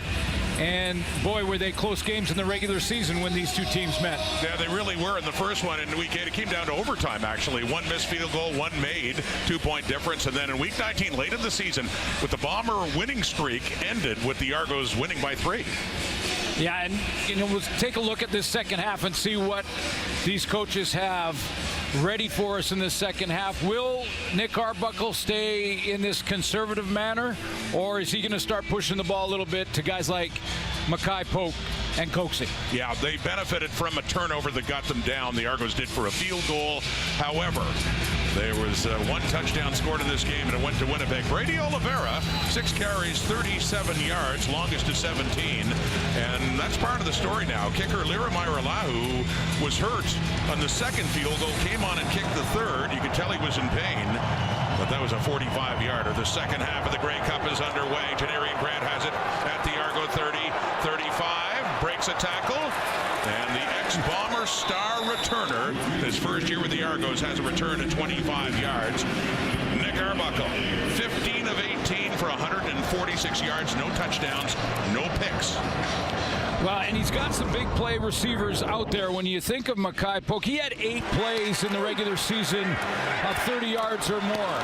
And yes, you understand why he would get conservative out of the gate, just to try and get him in a rhythm, get him comfortable, get him, in his first Grey Cup start, feeling relaxed in that pocket. He did push it a couple of times. A great play by DeMonte Coxie there. But, the Bombers might have something to say about it defensively, too. First and 10. That one's caught. It's David Unger with the catch up around the 50. That first half, Rod, I saw also the Bomber defense. I think the panel mentioned it as well, playing a lot of 3-man pressure and dropping 9, and that means that Nick Arbuckle can be more patient in the pocket. We can start maybe seeing some double moves to try and get the ball deep, even though there's that many people back in coverage. Jordan Younger's looking to play coverage and let those 3 guys try and force Nick Arbuckle out of the pocket. So it's a 2nd and 2 after that 8-yard pickup for David Unger. And some confusion there with Kadeem Carey and Arbuckle, but it worked out. He gets it up across midfield and picks up a first down. Heads up play by Nick Arbuckle there to get that first down. That was a busted play. But, you take a look at that Bomber defense. We talked about the changes when we started the show, but look at the statistics. When you look at them year over year, still ranked number 1, and the most important being, of course, the points allowed. If you can hold a team to under 25, you have a good chance to win. You start holding them to under 20, that's something. First and 10 right at midfield. Opening possession, second half in a close Grey Cup. Arbuckle throwing to the right, reaching forward is Unger. Too far, heads out of bounds. Tyrell Ford is there with them. And we got a 2nd down and long coming up for Toronto. Yeah, Dave Unger couldn't get out of his break there. He just got into the hole and he couldn't dig his way out of it. And Tyrell Ford was hanging out right beside him. What a season for the Waterloo grad. 26-year-old Tyrell Ford, his brother Trey, of course, right now still in Edmonton. On the foot, ready? Breakout season with 7 picks for number 30. Hey, there's a lead. Can he get a Grey Cup pick? He predicted 8. He predicted 8. This would be a good spot to get number 8. With time, Arbuckle on the 2nd down. No, incomplete. Intended for Dejan Brissett. Nick Taylor, who won a Grey Cup with Ottawa back in 2016, and back with the Bombers this year, is in coverage there. 4 tackles in the Western Final for Nick Taylor. And this again, plays to their coverage strategy. It's interesting because when you look at what you might do if you're facing Arbuckle in his first start in the Grey Cup is to send pressure, see if he can handle pressure, and that's not what the Bombers are doing so far. John Haggerty standing back at his 40. Lucky Whitehead, the lone Turner back for Winnipeg. Bombers with a 1-point lead in Grey Cup 111. Just early here in the second half and about to start their first possession here of the third quarter as Whitehead lets it bounce, and it does roll into the end zone. You got to be careful with Haggerty, though. He can put a little bit of spin on it and have it roll back, but he doesn't quite get the spot he wanted to. They end up putting a rouge on the board. 10-10 tie. Tom Clements, Kenny Plain, legendary Bomber quarterbacks, along with that guy in the middle, Zach Collaros. We just want to give a big shout out to our boss, Vice President and Executive Producer of the CFL on TSN for many years, Paul Graham. This is his last Grey Cup here with TSN, and what an influence, Glenn, he has had on our product over about a decade and a half. Yeah, no question. Great producer in the truck on his own, and great executive producer, great leader for our group. And there he is down on the sideline. Congratulations to Paul Graham. Thank you for your leadership. Thank you for your friendship. Moves on, and he's heading to the beach. Oh, yeah. He's going straight to the beach. Well, I can't imagine him not getting busy again with something in a while, because he's been that way for us. PG, on behalf of all of us, thank you. Congratulations, too, for all your time here in the CFL on TSN and helping this product become what it has, culminating with a day like this. Grey Cup 111, 1st and 10 Winnipeg.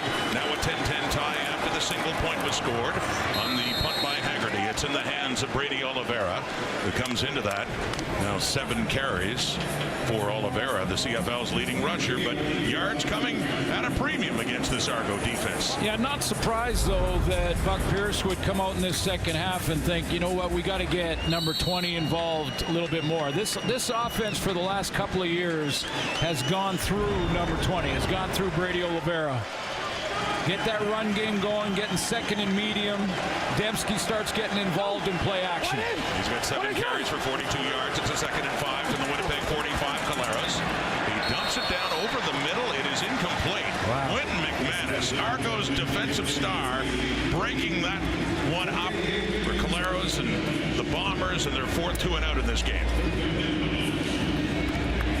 Mentioned playing the ball and how quick he is to.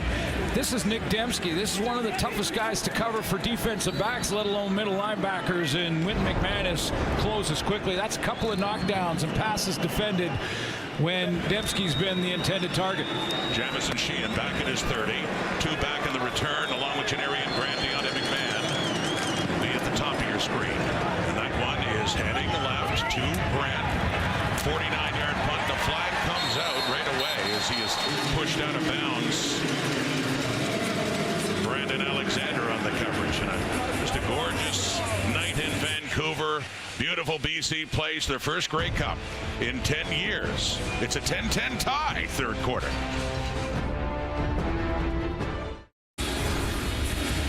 Journey to the Cup brought to you by WestJet. Nick Arbuckle, not too bad suits in his first Grey Cup start. Well, not at all. In fact, if he keeps up with that completion percentage, he'll set a Grey Cup record at over 80. 154 yards so far. Brady Oliveira won't be surprised if we don't see him get the ball a lot more in this second half.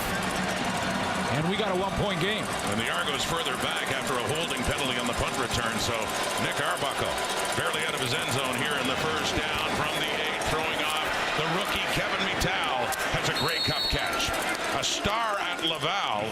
Mittal, who started the season on the 6-game injured list, he gets a taste of the action now. Yeah, and we're tied, I should say, not a 1-point game.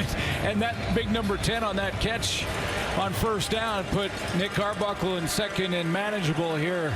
Was a reminder that we're locked up at 10 apiece. But the stage has not been too big for Nick Arbuckle so far. And that was a completion to his 9th receiver so far in this game, and a 2nd and 4 after the 6 by Mittal. Drafted 5th overall in the draft in 24. Here's Arbuckle to throw again, and he completes it again, and a first down. That's Tavares Daniels, Rookie of the Year with Calgary back in 2016. Won the Cup with the Stamps in 2018, and another with the Argos 2 years ago. Dylan Giffen is going to tip with the right hand. He's going to give Nicastro, the center, right here. He's going to give him a little tap. And anytime after that, he can snap the football, and then a dart from Arbuckle over the middle to DeVaris Daniels. Daniels is the active leader in Grey Cup receiving yards. Active leader in receiving yards in the CFL in general. Taking the handoff and throwing again and completing again to DeVaris Daniels. But this time a flag does come out as he gets it up across the 40. Late flag, though. Well after the fact, but Daniels going to need a little attention.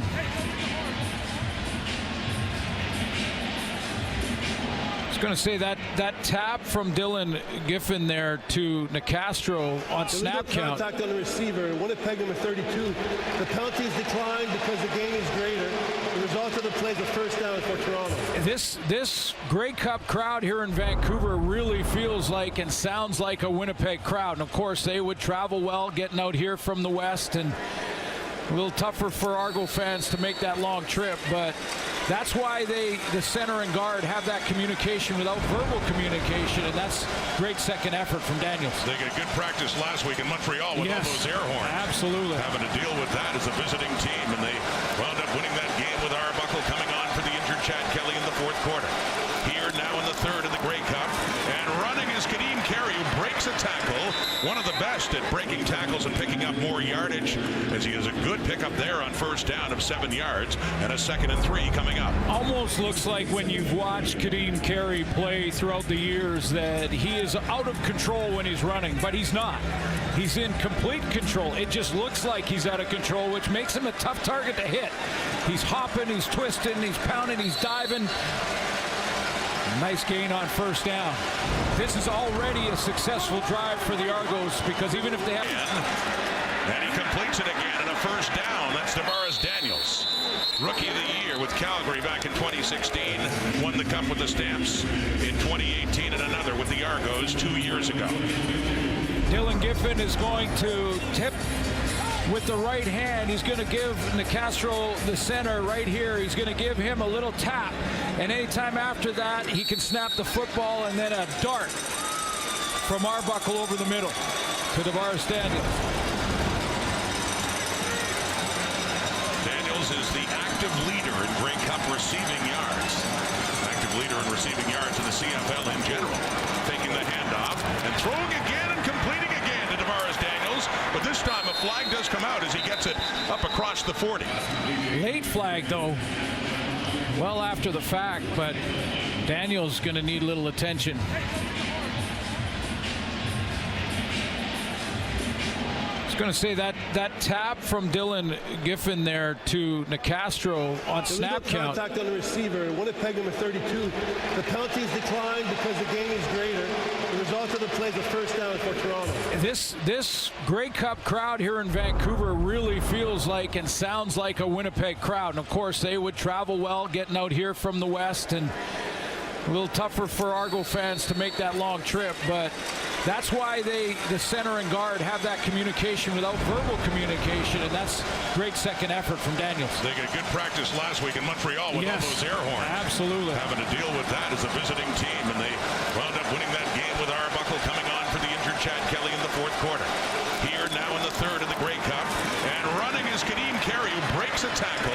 One of the best at breaking tackles and picking up more yardage, as he has a good pickup there on first down of 7 yards, and a 2nd and 3 coming up. Almost looks like when you've watched Kadeem Carey play throughout the years that he is out of control when he's running, but he's not.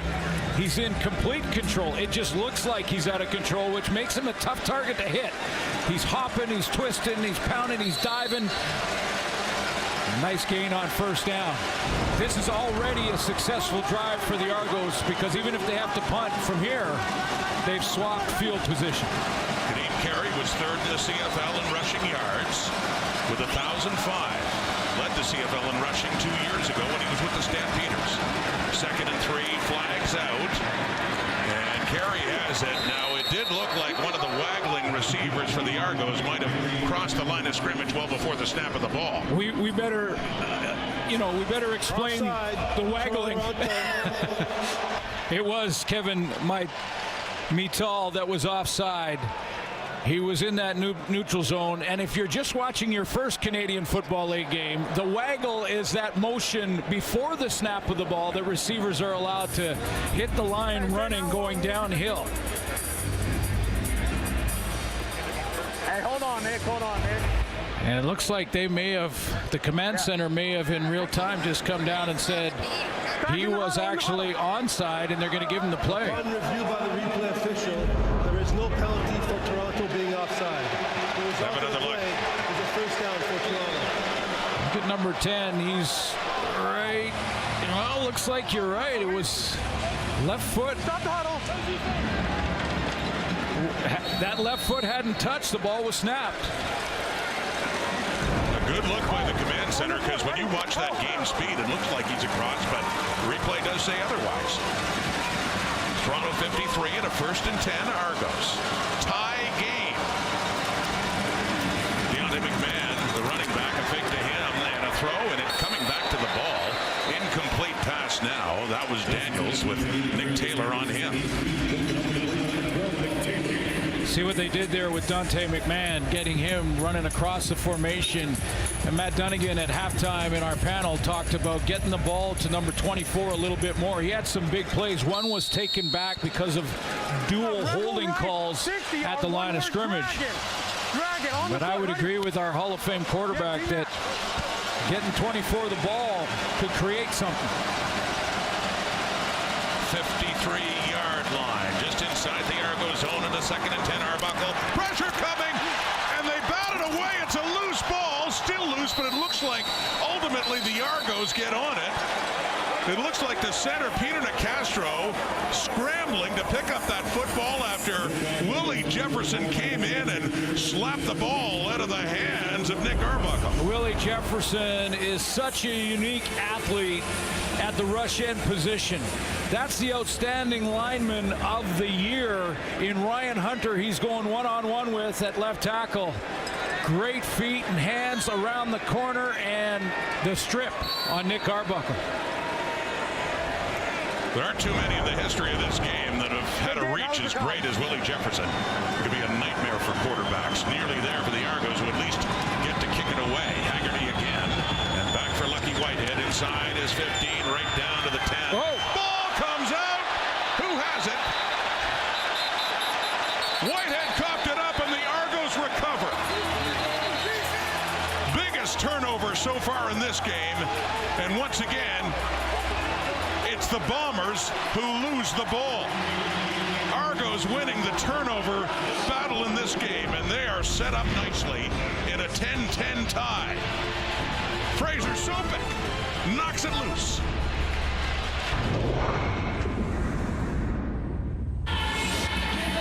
Lucky Whitehead had some trouble with this initially, juggling it a little bit and loses the handle right there. But Fraser Sopik, who was first of all giving him the necessary 5 yards and then closing quick enough so he couldn't regroup as the ball was bouncing out of his arm there. Fraser Sopik out of Western, got a bunch of starts on defense this year, was injured, came back and makes a big play on the special teams. Jack Cassar gets the fumble recovery. Cassar, who's tied for the CFL lead in special teams tackles with a big fumble recovery. Here come the Argos now. Nital, 10-5, touchdown. Just like that for the Argos. After the turnover, an unlikely Grey Cup starter, Nick Arbuckle, has thrown a touchdown pass. 17 yards right after Sopik, the Argos, and Cassar with the recovery. One play on offense, and Toronto's found the end zone for the first time in this game. It's the quick release of Nick Arbuckle that makes it happen. He's got pressure coming at him on the play action, but he gets it out there quick enough so Mital can turn the corner and to get a chance to see what he has in front of him as far as tacklers for the Bombers. He hurdles the last one. Touchdown Argos. Kevin Mital, taken 5th overall in the draft, a star at Laval. Not only won a national championship, he had won the Heck Crichton Trophy as the top Canadian university player as well. And he now has a Grey Cup touchdown from Saint-Hubert, Quebec, just east of Montreal. And Liram Hairolau, injured injured in the first half, but still went 3 for 3, including a 45-yarder after he got hurt. This from 32 and the point after. And he seems just fine. And it's now a 7-point lead for the Argos. Their first lead since they opened things up with a field goal to start this game. When you take a look at the play action here, this is Kadeem Carey on the play action just to the right of Arbuckle.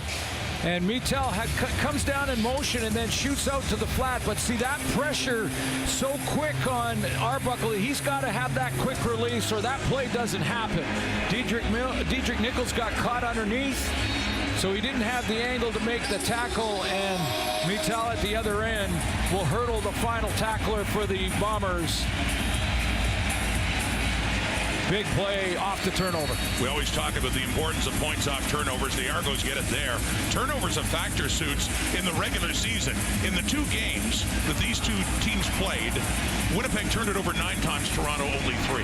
When you turn it over, man, you just, especially on the teams, as Fraser Sopik did on that play, you see the offense put it in the end zone, you get that momentum, makes it all that much sweeter.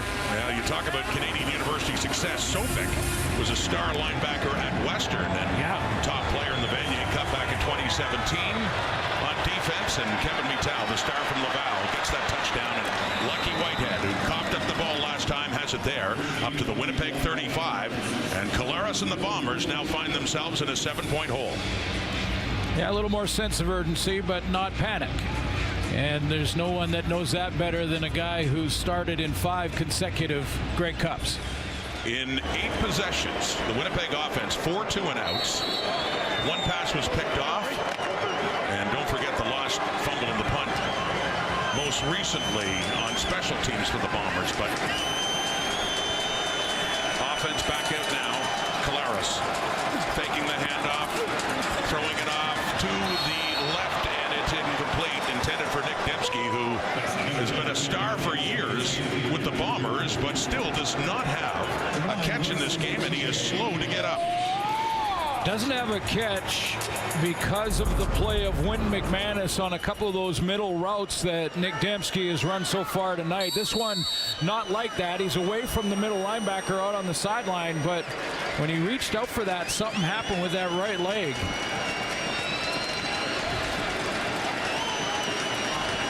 Royce Metier closing quickly. Dembski at the 36 in the 2nd and 10. Collaros, that is caught. McManus straight on him, and that's on Claricius, and now that ball came out right away, and it's a 2-and-out, incomplete pass.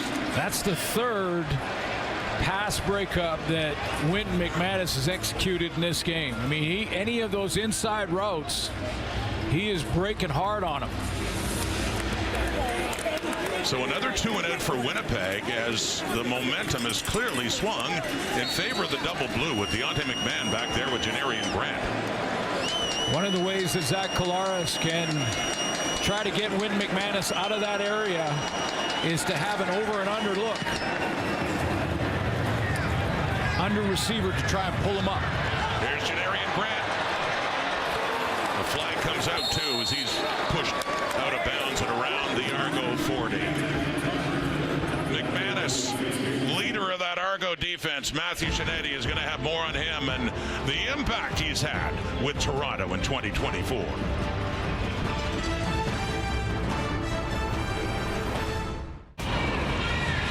One of the key players of this Grey Cup, middle linebacker for the Argos, Wynton McManus. Had 3 defensive tackles so far. He's been breaking up passes as well, and he has Grey Cup experience. He knows what it takes to win. A leader too. Let's get back to Matthew. Because he saw both Alex Singleton, a former Stamps teammate who won the Grey Cup in 2018, and Enoch Mwamba, who won it in 22, lead. And Wynton McManus always said, I know I can lead tonight. Great business is how he ends every statement, but his Argos teammates say that comes after he says the right thing or makes the right play. We've seen it tonight. I actually talked to Alex Singleton this week. He said Wynton McManus has always been a good, talented player, outspoken, but in the right way because he wants to lead. And Toronto Argonauts, Singleton said, are only in this position because of Wynton McManus. And I can tell you, Rod, in between every single defensive series. Wynton McManus is always talking to his teammates. When I asked him what this night means to him before the game, he called it destiny. Rod. And he knows what it takes, Matthew. Calgary at 18, Argos in 22, play action fake, Arbuckle, he's chucking it deep, down the right, and it is intercepted by Terrell Bonds. So a deep throw, and Bonds was the closest one to it.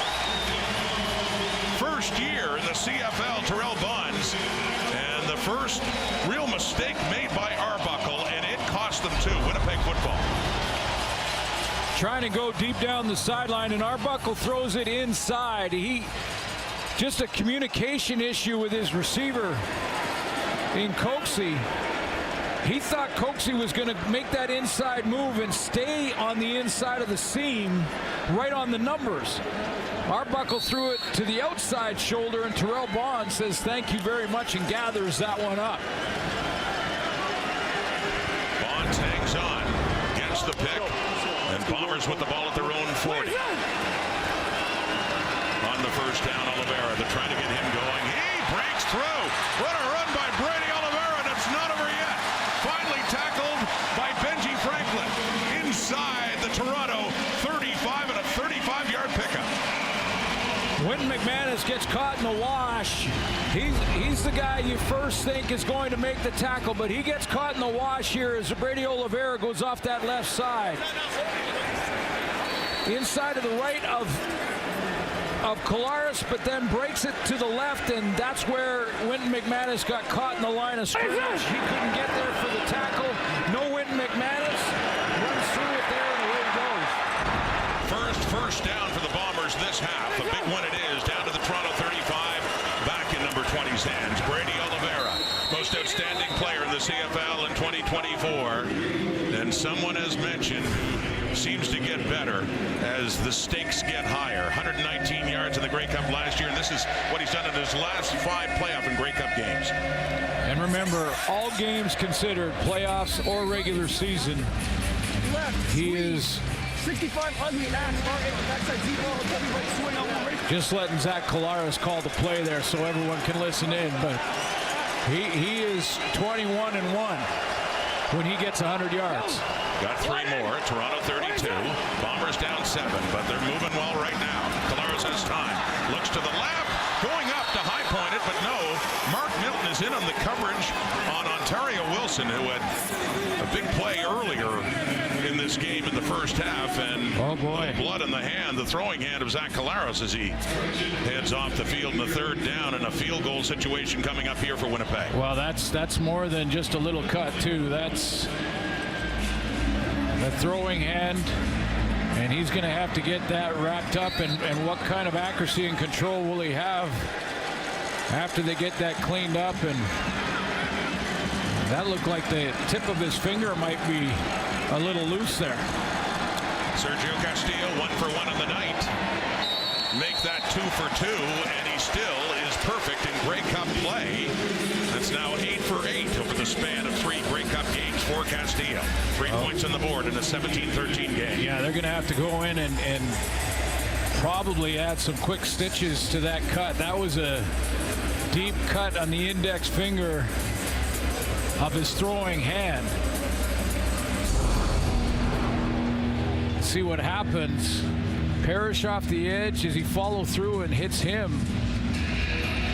But immediately he looked at that finger and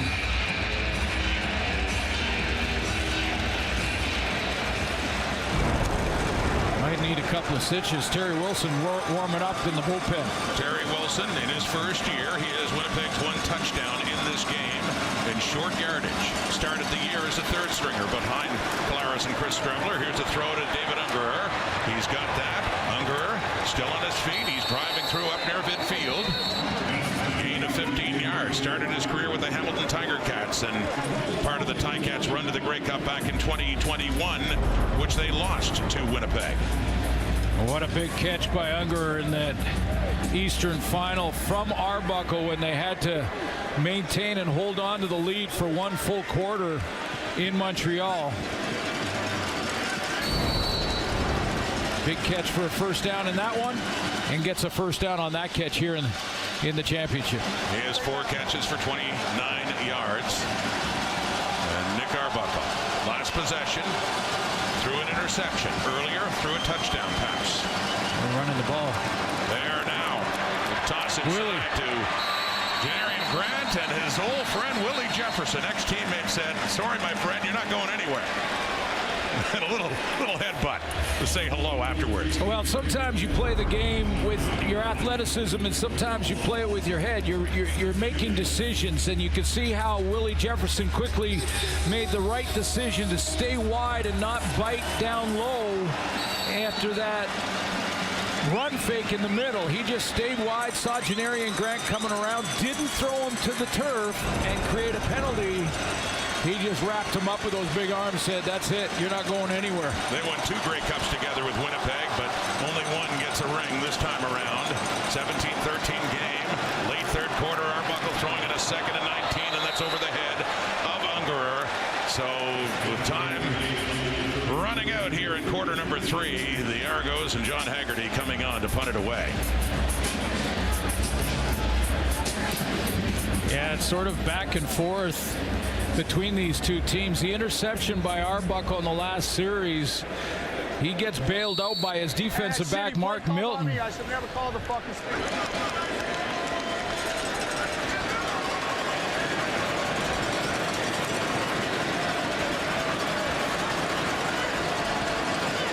Whitehead is back for Haggerty. Last play. Third quarter, pressure blocked. They got to it. Winnipeg football, flag coming out, but the Bombers do get it after they came charging in to block the punt by John Haggerty.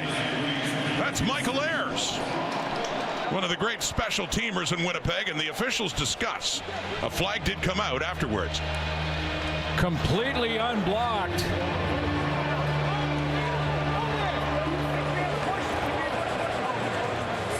Everyone all week talking about the advantage on special teams being the Toronto Argonaut advantage because of Janarian Grant. Defense!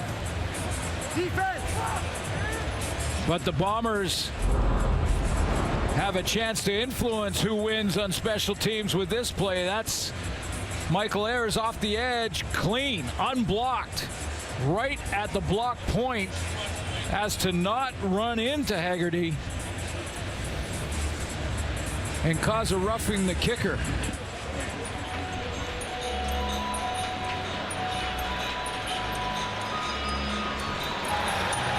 We have loose ball interference. Winnipeg, number 19. By rule, this is a first down for Toronto at the spot of the foul. It's going to be first down Toronto at the 26-yard line, and it's the end of the quarter. Oh my goodness, what a break for the Argos. A clean block punt, but because of the loose ball interference, the Argos get the ball back. Yeah, you got to go and scramble with the ball on the ground, whether it's a fumble or a block like this. You have to scramble to it. You can't obstruct someone else. And watch the hit here before the ball was recovered. And that is after it was blocked, and it would have been Winnipeg football. Instead, Toronto gets it back, still leading this Grey Cup through 3 quarters.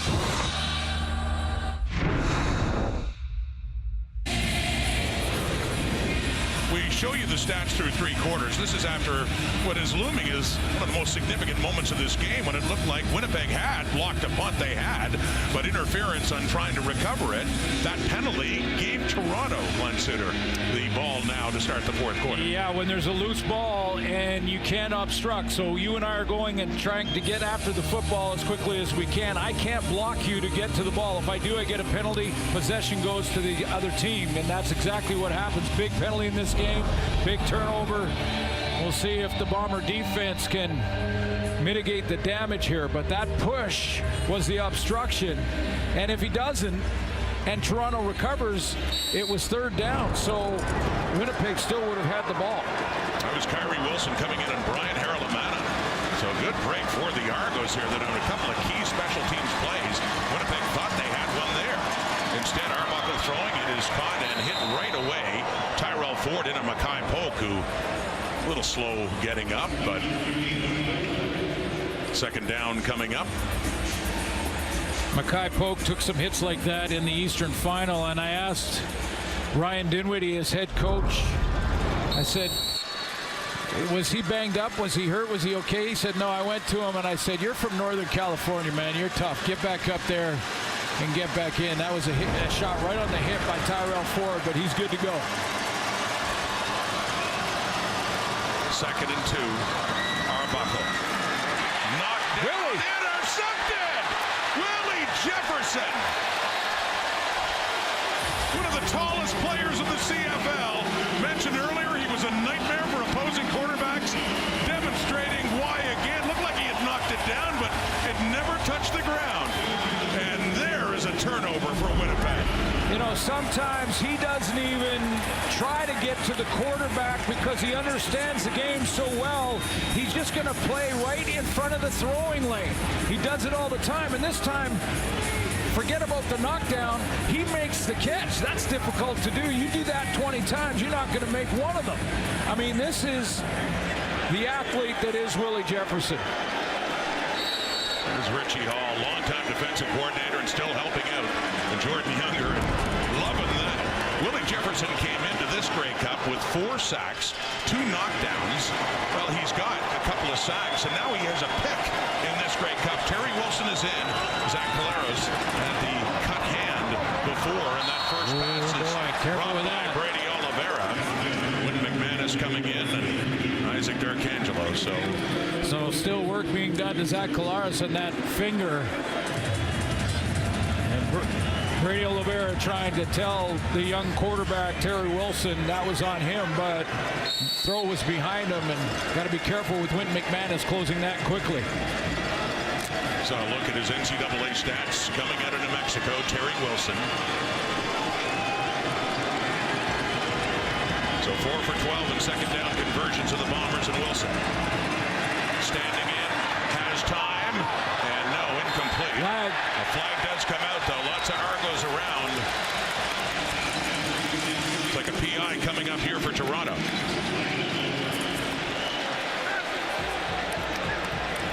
Benji Franklin. Pass interference. Toronto number 23. It's going to be first down for Winnipeg. The spot of foul.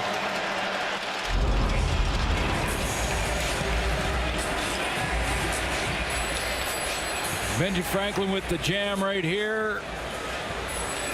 Tries to cut underneath, and he puts his hands up, almost showing the officials that he's guilty of something. Not a lot of contact, but the receiver did go down. Trying to get it to Kevin Sklarzius. He's coming in now. 3 to the right. Faking to Oliveira. Lofting it into the end zone. Nearly intercepted by Franklin. He was close to having his 7th pick. 2nd pick of this Grey Cup. 4 in the postseason, shouldn't be 5, and he can't believe it. That's what happens sometimes when one play lingers on to the next play. So you're a young amateur football player right now watching this game. Let it go when something bad happens. Benji Franklin on the last play got the PI call. That was probably lingering in his mind when he went up to pull this one down and didn't secure the catch. It would have been number 5 in the postseason. Wilson on second down now. Pressure coming, gets rid of it. Looks to the end zone again. Carrick Wheatfall. That close to a Grey Cup touchdown. See what this flag is. The flag is out again. It's right at the line of scrimmage. And by the looks of Nick Dembski, it's going against the Bombers. Offside. Winnipeg number 89. Penalties decline. It's going to be third down. Called Kenny Lawler in the offside, so the field goal unit will come on now to see if they can get to within a point now of the Argos. And look for points off a turnover after that interception by Willie Jefferson, who is out there on the field goal team, by the way.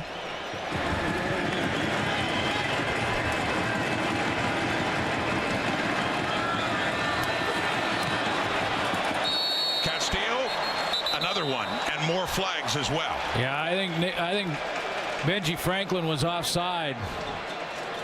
He tried to jump this and try and block the field goal. Toronto number 23.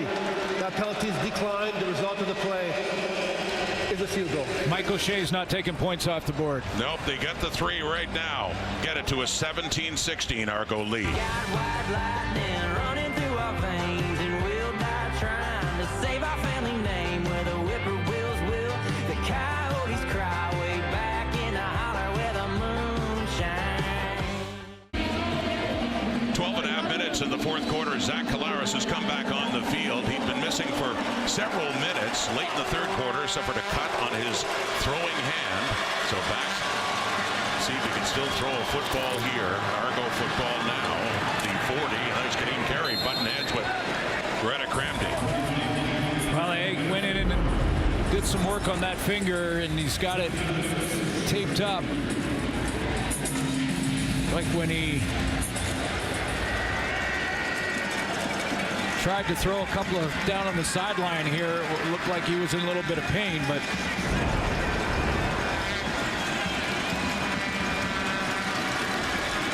Still getting some attention for that right hand and putting a glove on. Meanwhile, it's a second and short here for the Argos, short yardage unit. Coming on, an extra alignment anyway, although Collaros working out a shotgun now on the 2nd and 1. Taking the handoff. No, it is Carey who's got the ball. First down and a whole lot more. Tackled by Nick Taylor inside the Bomber 45. Down to about the 43 and a gain of 18 for Kadeen Carey. great tailback play is all about vision and your aiming point. Watch Carey with the vision realize that the left side of his offensive line had opened up a big alley off the backside of the play. That play was designed to go right. Great vision by Kadeen Carey. But they do have two others, Deontay McMahon among them, who is in right now. Right near Arbuckle in the 1st and 10 at the 43. Swinging that one out. It's incomplete. Intended for Daniel. 2nd down. It's the first one that Nick Arbuckle rushed. Had to take a big deep breath here. So Zach Collaros now throwing with the glove on. Looks a little bit more comfortable.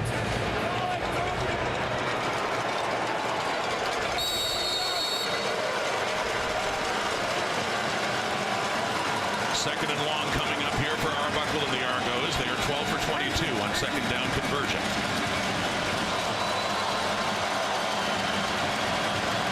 One-point lead. Inside, Deontay McMahon. And they use that other running back, McMahon, very effectively. That time for another 1st down, close to the Winnipeg 30. That play sold by Nick Arbuckle. Arbuckle's going to sell this. He's going to flip his shoulders like he's going to throw it out wide, and then a little underneath shovel pass to Deontay McMahon. McMahon goes off, and Carey comes back on. It is down to the Winnipeg 31. So in scoring range again with the 1-point lead here in the 4th quarter of the Grey Cup. Under 10 minutes to go. Nick Arbuckle, 25 of 35 now for 235 yards, a touchdown, and 2 interceptions. Handing off to Carey again, and gets 2 or 3 that time. Greta Cramdy, cover linebacker, in on that tackle for Winnipeg. Out of the University of Montreal. And we should say congratulations to Wilfrid Laurier and Laval. And Cramdy's a little slow to get up. Cramdy, who played for the Montreal Caravan, knows all about success collegiately as well. Vanier Cup next weekend. Laval, Wilfrid Laurier. There you go, as he gets attention. We'll be back in a moment. Grey Cup 111. What a beautiful, scenic BC place in Vancouver. Just great looks this game as it gets down to crunch time in the 4th quarter. Great looks, thanks in large part to our director, Andy Bayukas, who's working his 10th straight Grey Cup game. Congratulations, Andy, on that milestone. Terrific work yet again. Yeah, absolutely. And in this game, there are a lot more cameras. Yeah. A lot more TVs down in that truck. And Andy's the guy that cuts all the shots, puts this action together, those outside shots and scenics. Congratulations, Andy. And there it is.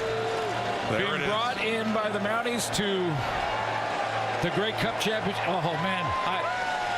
Hairs on the back of my neck. Stand up, buddy. 1989. They did that back at Skydome in Toronto. Now the Rogers Centre, and Glenn Suter holding for the winning field goal by Dave Ridgway. The Saskatchewan beat Hamilton. You know what it's all about. The trophy is here. 2nd and 7. The Winnipeg 28, Nick Arbuckle scrambling. Will he take off? Tries to. Has some yardage down close to the 20. Well, I think he got it. Or he'll be close. He looks like he has the first down. Limited time on the field this year. He's rushed a handful of times, but this is a big one and a big first down.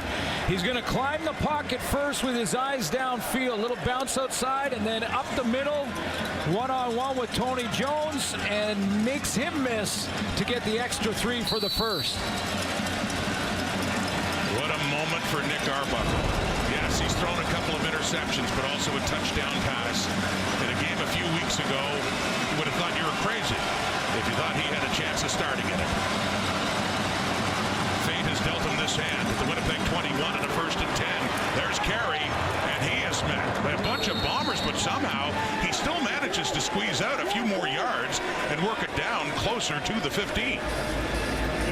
Reda Cramdy is out because we just saw him. He has to sit out for at least 3 plays while they take care of him. They brought Brandon Alexander down from the safety position to help there, and that's the guy who steps up and helps Dedrick Mills trying to pull the ball out, Dedrick Nichols.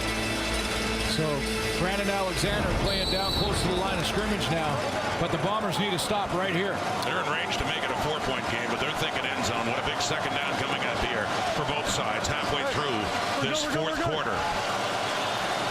Nick Taylor, by the way, is the safety. 2nd and 6. Arbuckle with time. Looks. End zone! Touchdown!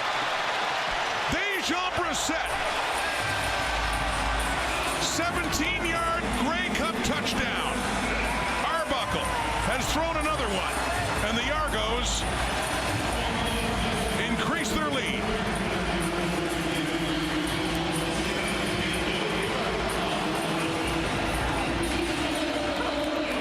Great read and awesome throw on time for Nick Arbuckle. Freezing the safety with his look because there's 2 receivers down the field. And remember, Brandon Alexander had rotated down because of the injury to Reda Cramdy. Dejan Brissett gets a Grey Cup touchdown. He played in the Grey Cup 2 years ago on special teams.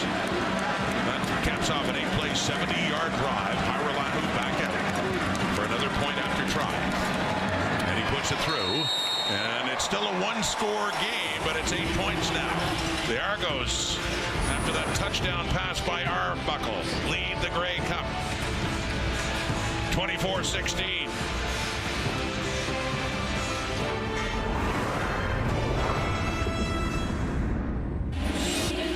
One injury changes the lineup. That's Brandon Alexander down low, and Nick Taylor is playing the safety. Nick Taylor is not normally a safety, but because of the injury to Cramdy, he's back there, and he freezes on the look from Nick Arbuckle on the backside. Arbuckle freezes him by staring him down. He's not normally playing that position. He's a little late to break to that seam route, and Brissett's in the end zone. Ryan Dinwiddie fired up about that, what Nick Arbuckle has been able to do with this offense as they increase the lead to 8 points. The touchdown pass to Dejan Brissett. So Winnipeg ball. Lucky Whitehead at the 20. Coverage is good as he gets up to the 26 on that kick return. Brissett caught his first CFL pass against Winnipeg, and the guy that threw it to him back in 2021 was Nick Arbuckle in his first time with the Argos before he was traded away to Edmonton. And they hook up again on a much bigger stage. First round draft pick, high school in Mississauga. Big touchdown, and what a game so far for Nick Arbuckle, but we're not done yet. You know that over 60% of the games this year were decided in the final 3 minutes. Well, these two know all about it. It was the Argos that trailed in the fourth quarter, ended up coming back and winning that game. Of course, Montreal did it to Winnipeg last year. This time, it's the Bombers trailing in the fourth quarter, 24-16. 6 of the last 8 Grey Cup winners had trailed in the fourth to come back and win. Now let's see how accurate Zach Collaros can be with that finger taped up. Matt Dunnigan will tell you that finger is important in the throwing motion, throwing action for your accuracy. Putting the ball right where you want to put it. That finger is important in that regard. Still an injured Argo player on the field after that kickoff. And from the sideline, we understand that Zach Collaros, as a Winnipeg Blue Bomber, has never thrown a pass with a glove on.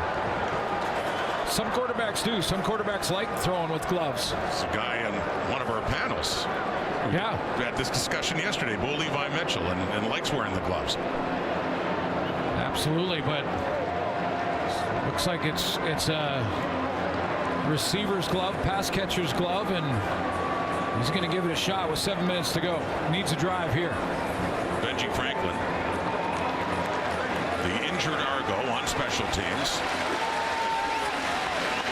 Had an interception earlier in this Grey Cup.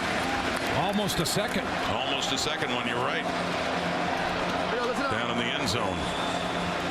Where Lexus left, tough, wing. Which ultimately led to a field goal. They're going to bump Mark Milton out to the corner. And they've got Robert Priester playing in at halfback in Milton's spot. Hey, let it roll, let it roll, let it roll. Priester just back from the injured list for this Grey Cup game. What is it? The Winnipeg 27, Collaros. The time. Throwing. Oh, intercepted. Deshaun Amos has it. And a big return, too, for Amos. Finally forced out all the way down to the Winnipeg 15. The pass intended for Ontario Wilson, a bit short. Amos came back and took it a long way back to put the Argos in scoring position again. Corner route comes from the inside receiver in Wilson, and he has him open with Nick Dembski running the coverage off, but the accuracy wasn't quite there with the glove on for Zach Collaros. He thought he had enough on it, but again, hasn't thrown a pass in a game as the Bombers starter with a glove on his hand.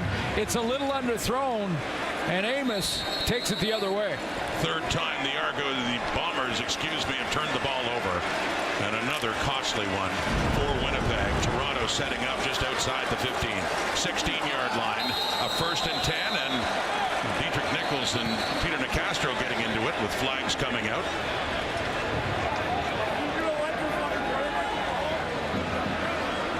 Well, what you want in this situation is offsetting. Offsetting and a warning for the final 6:22 from the officials.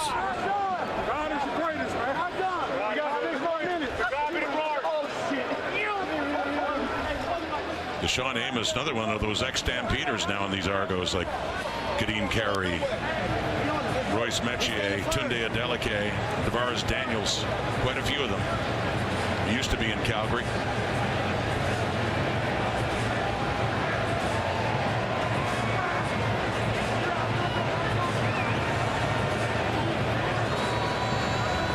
Officials still huddled up, sorting out this one. Little skirmish at the line of scrimmage before the snap of the ball.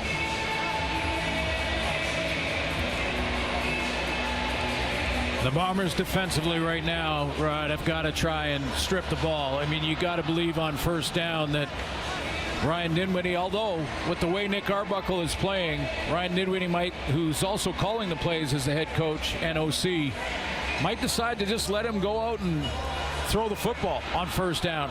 To me, it would be Kadeem Carey. Winnipeg called a timeout. However, we have a misconduct penalty against Winnipeg #1. We'll go past the distance. It's going to be first down for Toronto. So no offsetting. They just saw the one, and that's Dietrich Nichols. And this is The Winnipeg Blue Bombers that have been the least penalized team in the CFL for the last 3 years. So they move it up half the distance. Looks like about a 1st and 2. And this is what happened that led to the penalty with Nichols coming in. Yeah, not sure why Diedrich Nichols would do that. That's an automatic penalty. Even if he thought someone had moved on the Argo offense.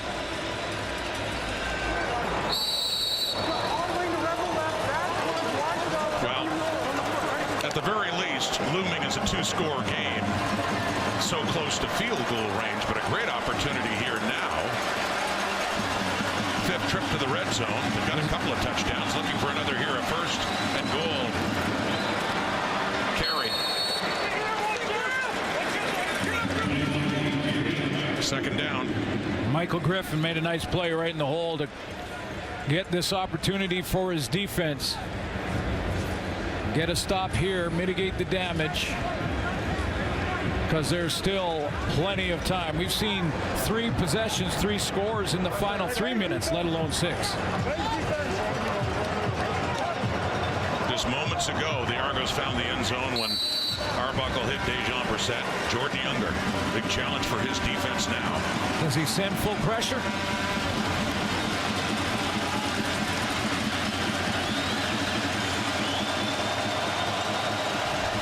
Let's see here on a 2nd and goal at the 7. Arbuckle quickly knocked down at the line of scrimmage again. Winnipeg's been good at that. Before it was Willie Jefferson, but another one knocked away at the line and forcing Liromai to come in.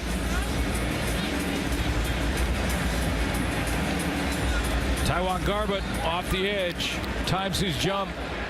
That can get you in trouble as a defender, because if that's a pump fake, he's in trouble. He's in the air and loses contain, but he timed it out right, made the right decision, gets the knockdown, and holds the Argos to a field goal attempt. Taiwan 3 for 3 on the night. Longest of 45, this one. Inside the 15. 4 for 4. 3 big points. 2-possession game with the Argos up 11. Now time is the issue for Zach Collaros. Let's take a look at how he's got that glove on. There's the throw. Parrish follows through and looks right at his finger immediately. And it was more than a cut. That finger was wobbly off the edge. He went into the training room, got some work done, tried to throw without the glove, and it didn't happen. You saw the pain in his face. He put the glove on and then was a little under that throw. A little short on that one.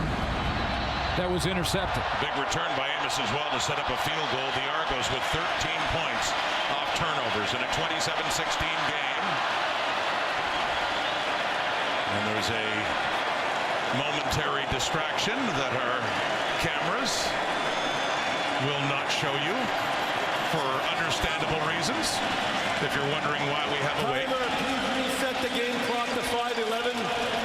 Bruce, please reset the clock to 5:11, please.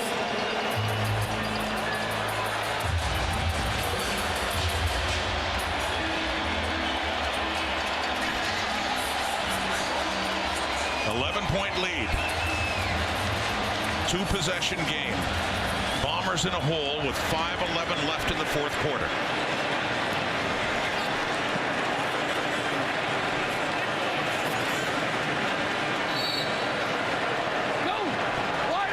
Kenny Lawler with 1 catch in this Grey Cup.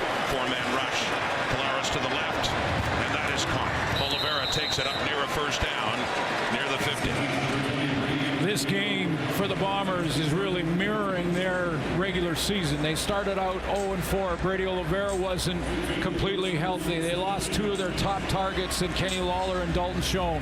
Dalton Schoen has not returned this season. And then they had to maintain that composure, stay with the process, as they said all week, and took a run to get here to the Grey Cup. Now they've got to use this final 4:56 to get back in this game with a score here. Just the 3rd first down of this half. Collaros throwing again on a low one to Ontario Wilson. TSN and no catch. Meanwhile, the Argos, huge underdogs. There's the CEO of MLSE, Keith Pelly. And a former president of the Toronto Argonauts back in 2003 through the Grey Cup, 07, and former TSN president Phil King there as well. To his left, to the right of your screen, but he's always loved the CFL. He used to produce it for us on TSN. Keith became the president. Keith looks a little nervous up there. He's his team's up 11 right now. 4.5 minutes to go. Flag comes out. Collaros throwing it is caught. It would be enough for a first down and just the second catch of the Grey Cup for Kenny Lawler. I think Nick Dembski was offside.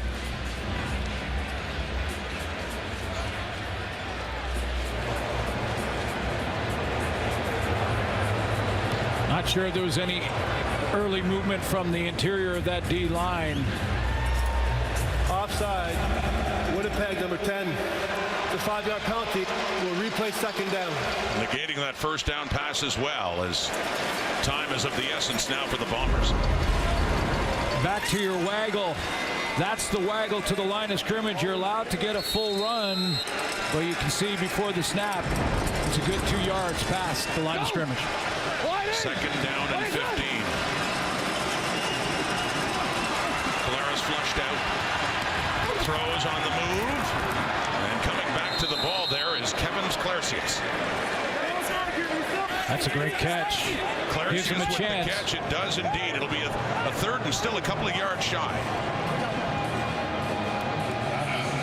Down 2 scores. Realistic chance. A lot of plays in the playbook that can get you 3 or 4. Not many that can get you 14. So they get 12, third and 3. And 3.5 minutes. They're going to go for it. Down 11. Big moment in this Grey Cup for the Winnipeg Blue Bombers. Pressure coming. Collaros quickly get rid of it. It's picked off. Intercepted. Robert Priester. And he's taking it back all the way. Touchdown Toronto. And a play that might have just about done it for the Argonauts. High fives all around. As far as the Argos are concerned, as Robert Priester, injured in recent weeks, came back into this game and now has a memory in a Grey Cup.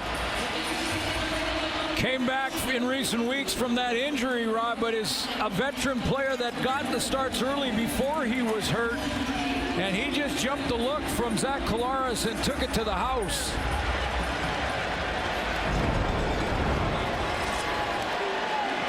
A 49-yard interception for a touchdown, and I'm sure a sick feeling on the Winnipeg bench now as they fall further behind. Heading down towards a 3-minute warning. Liramaina Ralahu out to make it a 34-16 game.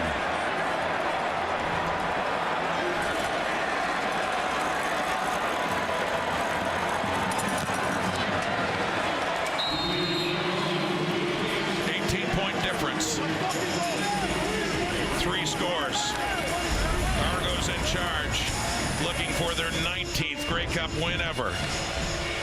Collaros is picked by Priester, who takes it home.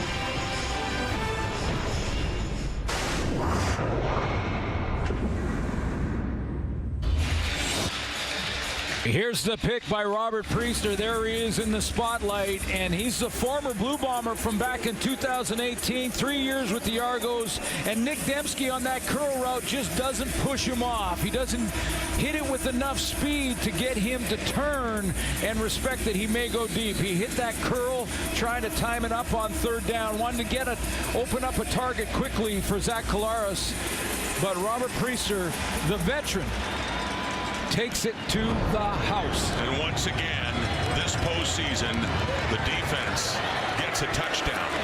It happened twice against Ottawa. It happened again in Montreal, and it's happened in this Grey Cup game. Robert Priester, you mentioned his Bomber time, and that's where his CFL career started. 2 games back in 2018 with Winnipeg. I can't do it without him, man. Nice catch, too, to the old step-around drill. And I understand what Dembski was trying to do. He was trying to present a target as quickly as he could because it was third down and he didn't want his quarterback to get sacked. So get out there, try to turn on the curl, but Priester wasn't budging. Jumped it, and the Argos are that much closer to that baby right there. Oh, they can picture it now, I'm sure, with the Grey Cup making its appearance. A couple minutes to go. Bombers down 18. Brady Oliveira up near midfield. They first started giving away a Grey Cup in 1909. What a legacy for this storied trophy in the annals of Canadian sport. And Robert Priester, the latest to be a huge factor in this, and Liromai Lahu, big field goal in the first half. There's another interception. Wynton McManus has it. McManus, is he going to take it all the way? Back-to-back pick sixes? No! Just tripped up inside the 5. McManus was close to having one, too.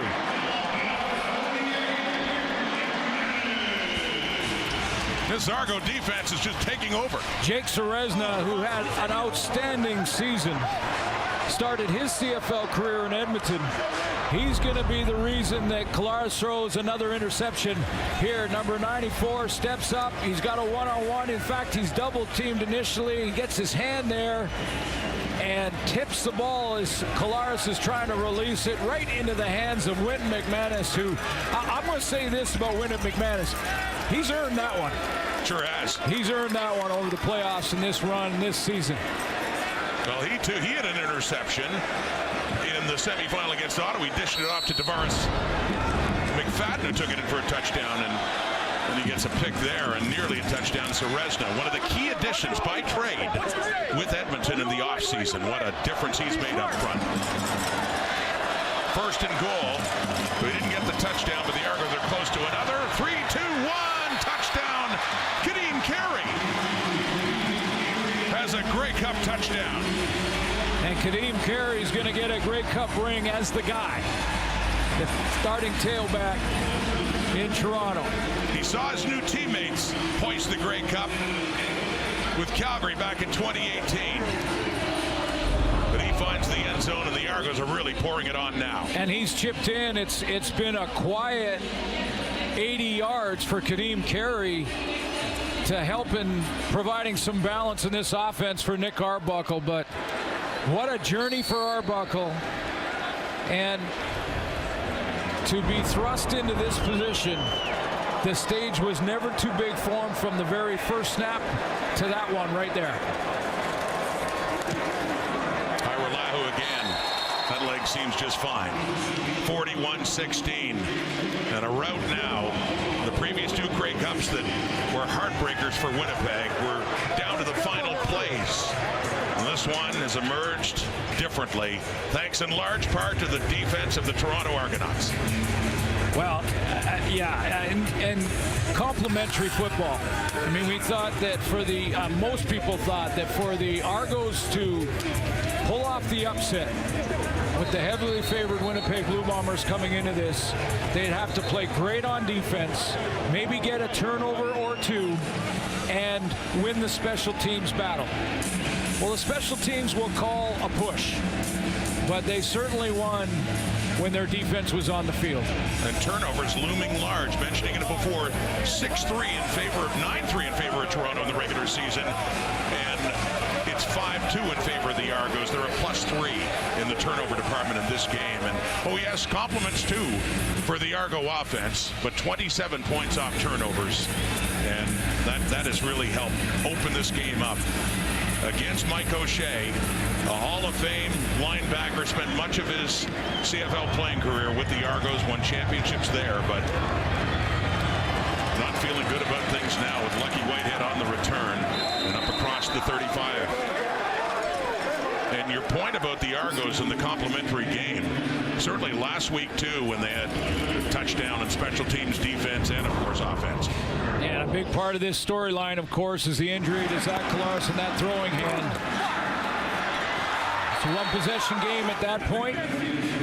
Blood starts gushing out. He had to go in and get that sewn up and tried to throw with the glove. And on the very first deep throw with that glove on, one he's never used before, Deshaun Amos comes up with an interception. Big return. That turned into a field goal and a 2-possession game. And then another interception did the deal. And we're down to barely 2 minutes, and the ball comes out. They're calling it an incomplete pass. Looked like it would have been a catch, but hard hit right afterwards, and that's coughed up. It's Kenny Lawler. Well, these two teams now have played 3 times in 2024. The Bombers scored 14 points in the first one, 11 in the second one, and now just 16 in the Grey Cup. This defense has got this Bomber offense figured out. Do they ever? 4-man rush. And coming across to take it is Ontario Wilson. And he gets up to around the Winnipeg 50, but clock's ticking, under 2 minutes to go in this Grey Cup. And the Argos are in charge. Yeah, they'll just play off now for the final 2 minutes.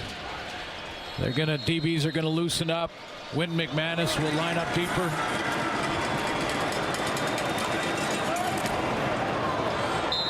Kevin Sklarski is hit by Wynn McManus. Doesn't mean he won't close quickly. No. It just means he'll line up deeper. You know, I know a lot of people have talked about the dynasty and the possibility with the win here that would cement the dynasty. And I would say, you know, if you would have come to me as a rookie in the CFL and said, hey, I got a deal for you. You can go to 5 straight Grey Cups. I'm not sure how it's going to turn out. You may only win a couple. I'd say I'd take that every time. And this Bomber football team can be very proud of 5 straight appearances, 2 wins. I know it's been 3 straight years. But the fact is they won the West 5 years in a row. Exactly. And in today's day and age, with 1-year contracts, with quick turnarounds and free agency, there'll be well over 100 Winnipeg players. Is challenging the ruling on the last play. They believe there should have been pass interference against Toronto. The play will be reviewed. I'll take a look at the play. Is Michael O'Shea just trying desperately to create something? But by February, there'll be well over 100 free agents. Change is part of the game, and the Bombers went through it this year. And I'll tell you what, they can be real proud of getting to 5 straight. Let's see if they call that pass interference. So Mike O'Shea with a late challenge.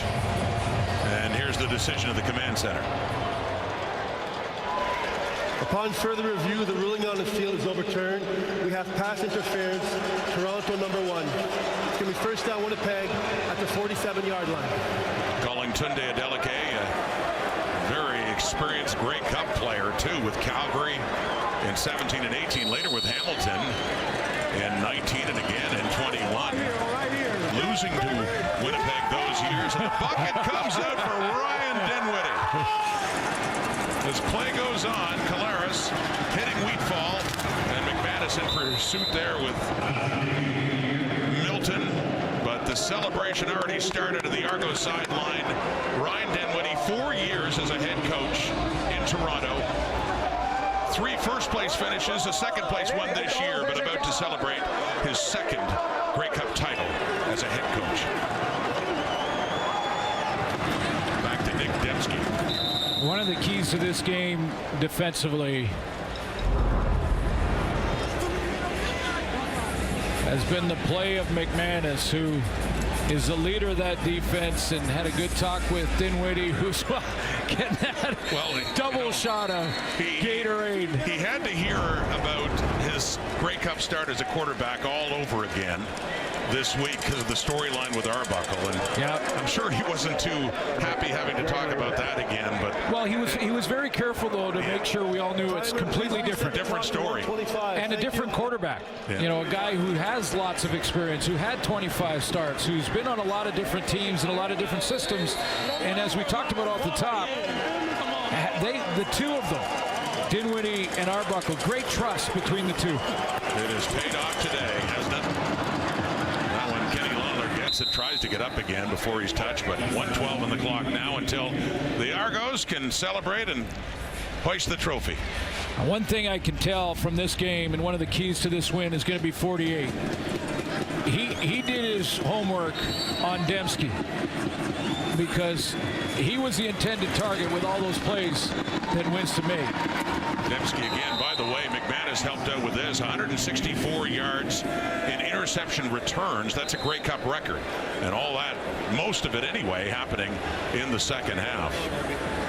But with those knockdowns from on key second down conversions, that's sort of been bread and butter for the Bombers offensively. They run with Brady Oliveira. They run those little play actions with Oliveira once he's established, and then throw it to Dembski in those intermediate zones, those quick curls, pushes to the flat, things like that.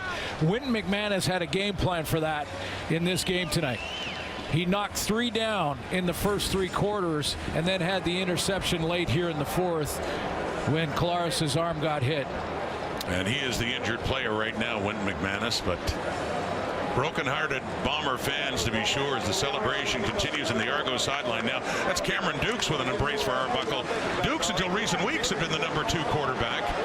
And we had wondered when Chad Kelly was hurt last week who would get the start, and goes to the veteran Arbuckle. The second longest pick six in Grey Cup history belongs to number 19, Robert Priester, the Toronto Argonauts. 61-yarder that sealed the deal. And I look at the name, a legend with the Argos, a quarterback, Joe Kroll, obviously playing some defense too. And Kroll, a Hall of Famer, and the Argos looming large in that department, and Priester joins the club with that pick six. Second and inches, Collaros throwing into the end zone, and no for Dembski. Just had the one catch earlier in this Grey Cup game, and a flag does come out. Under a minute to go. Talked to a lot of the Bomber veterans, Zach Collaros, Willie Jefferson, Nick Dembski. Pass interference, Toronto number 27. The foul occurred in goal. It's going to be first down Winnipeg at the 1-yard line.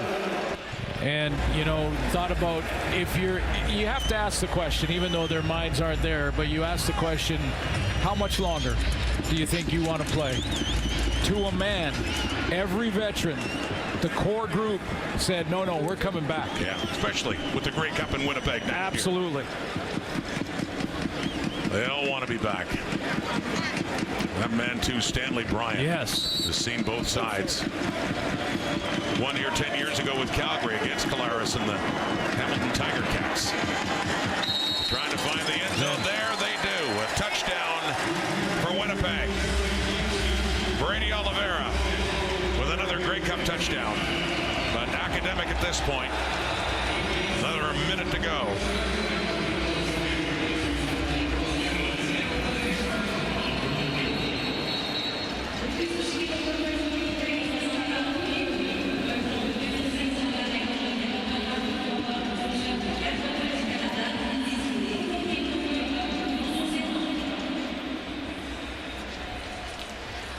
We should take a second, too, while they're attending to one of the Argos. The Bomber fans this year, outstanding. Sellouts. Absolutely outstanding. 5 sellouts to end the season. Ton of them traveled to Vancouver. And we're here cheering on their team. Just outstanding to be in that stadium in Winnipeg for any one of the home games this year with the Winnipeg Blue Bombers. Fans were fantastic.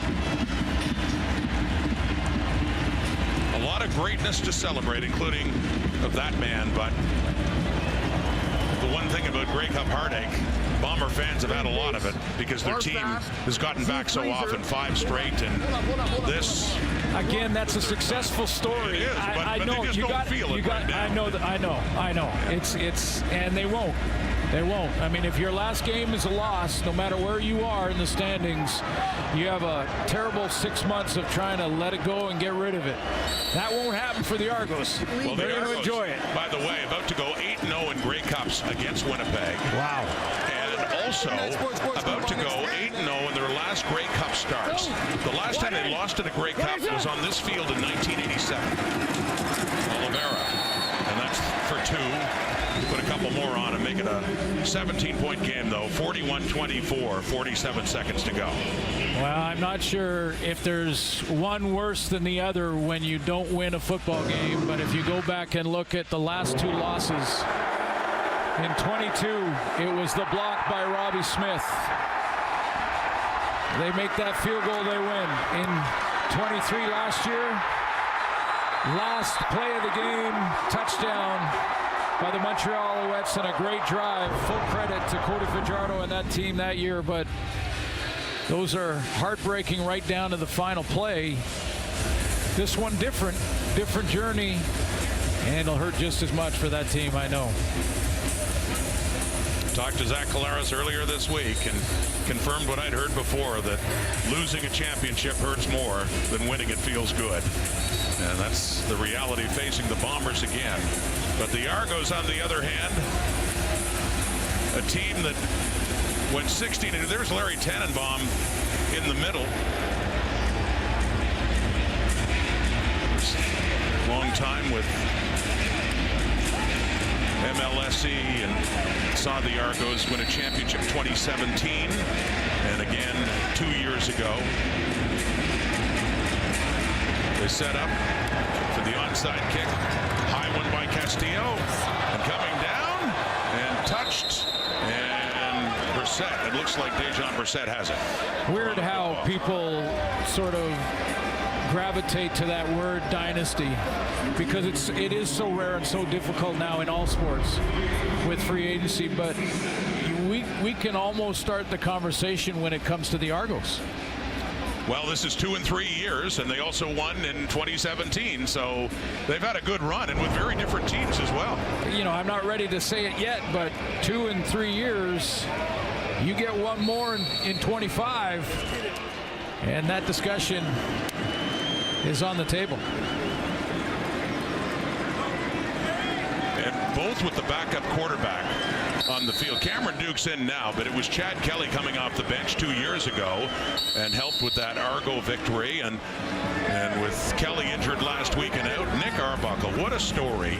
He said he wasn't going to renew his work permit to stay in Canada. There's Pinball Clements, of course, who has won at every level with the Argos, from player to coach, general manager, president, victory, formation. They're letting Dukes in to finish this off, what Arbuckle started. What a performance all round. And for him, though, he thought he was done. Been a backup quarterback much of his life. Only had one start as a quarterback in high school before eventually starring at Georgia State. But now he's a Grey Cup champion. Cameron Dukes. Final play.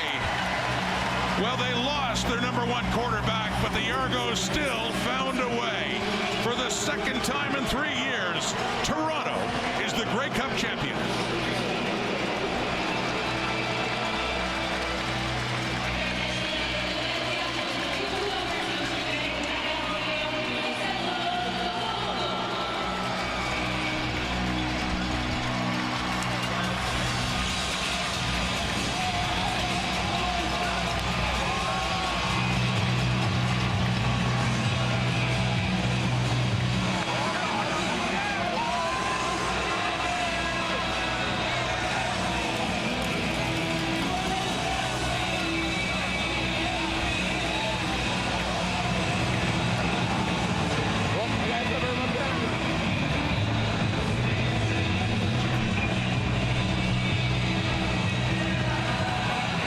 Another heartbreak for Mike O'Shea in this run of 5. They won the first 2 over Hamilton, but they lost to the Argos and Montreal, and to Nick Arbuckle and the Toronto Argonauts again. But on this winner's side, what a story for that man.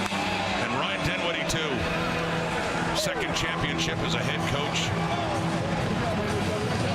With some congratulations going on now, and the field and the celebration for Toronto. And what a performance by that defense, especially in the second half. you know, no question. And when you think about that defense, Arbuckle threw a couple interceptions when the game was a one-possession game, and their defense came on the field, didn't allow the Bombers to get any big-time momentum with Majors off of those turnovers. I think they gave up one field goal. But right now it's family time. Well, let's head down to Matthew Shinetti with the winning QB. You know, Nick, it doesn't shock me that the first person you go to grab is your daughter, Aaliyah. You saw her grow up during COVID. She was born, and your family couldn't make it all the way there. Your wife's IKEA is there. Araya's with you here now, too. Yeah. How important has this moment been to share it now with your family, knowing how many sacrifices they've made for you? I mean, I wouldn't even be playing football right now if it wasn't for them, my wife. The sacrifices, like you said, they've made for me to just keep going and keep believing and keep trying. Everything's in perspective. I mean, they didn't know all this was coming, neither did I, but we just kept believing. There's so many things that so many people didn't see that you achieved, that you worked through. You carry a photo of your mother that says, "I will make you proud." You've made her proud, I imagine, as a father, but what kept pushing you, knowing the tragedy that you dealt with, knowing the adversity you dealt with both in your personal life and on the field? Yeah, you know, it's the same thing I told the players today. You know, no moment in these 3 hours that we were about to face is greater or more challenging than all the things we overcame to get here. And that goes with my whole career, my playing career. For all of us, we each have a story, and we each fought through a lot of adversity to get here, a lot of challenges, a lot of doubts in ourselves from other people, but we all had each other. We all had our families and everybody that supports us, that we could do it. We believed in each other, we believed in ourselves, and we took care of it. You're holding the two most important things in your life. Can you believe it? Can you believe this? Not really. But I mean, I'm just so happy for the guys, you know. This is what I play for. I play for the guys to have these moments, and it's just so special. I can't wait to celebrate with everybody. Congratulations, Nick Arbuckle. You are a Grey Cup champion. Thank you. Now to Claire Hanna with Dejan Brissett. Dejan, you mostly played on special teams in 2022 when you won the Grey Cup. How does it feel to win once again, but this time play a huge role as a receiver? It feels great, man. A lot of work went into this. You know, a lot of ups and downs, but had to stay focused and put the work in, and I'm glad that it paid off. When you scored that touchdown in the third quarter from Nick Arbuckle, how did you feel that shifted the game? It felt great. We ran that play so many times. We ran it in the East Final. We ran it in practice, and I kind of messed it up, so we had the corrections, did it the right way when it mattered the most. Now, I just saw you celebrating with your brother, O'Shea, who won an NBA title last year. Yeah. You add another trophy to the household. What has he done to help you on this journey? And he inspires me more than he knows, man. I admire the work he puts in, and it's helped me get to where I'm at now. So, shouts out to this guy, man. We did it for the family. We did it for the family. We see that. We see that. Ignite right here on the shirt. But shout out to the Argos. Shout out to number 18. Shout out to everyone here that did it. Another ring coming back to Toronto, baby. Come on, man. Come on, man. Yeah. Congratulations, you guys. Enjoy this moment. Can I say one more thing? My brother, we did it for you, man. Unfortunately, he went out, but we got the dub for him, man. We did this for you. We got you in our hearts, baby. Heal up. Appreciate it. Thank you. Let's head over to Matthew Shinetti, who's with Winton McManus. You just said you were sick because you didn't score, but you called this to me earlier in the week. You said this was destiny. When did you start to feel that? From the first kickoff of the game, from the moments we were in the locker room, you could just feel it with this team, man. You could just feel how confident we were. You could just feel how focused and you know, determined everybody was to get the job done. How desperate were you for this? I talked to Enoch Muamba earlier this week. He said you needed a game like this in your career. Alex Singleton told me earlier in this week that the Argos are only here because of you. You now share that level with them, leading your team to a Grey Cup. It's surreal. It's a surreal feeling. I got to give all the credit to my teammates, man, my defense. I'm going to tell you, my coaches, like everybody everybody's just so amazing. It's easy to go out and be yourself and play ball with the kind of teammates that I have. They're so supportive.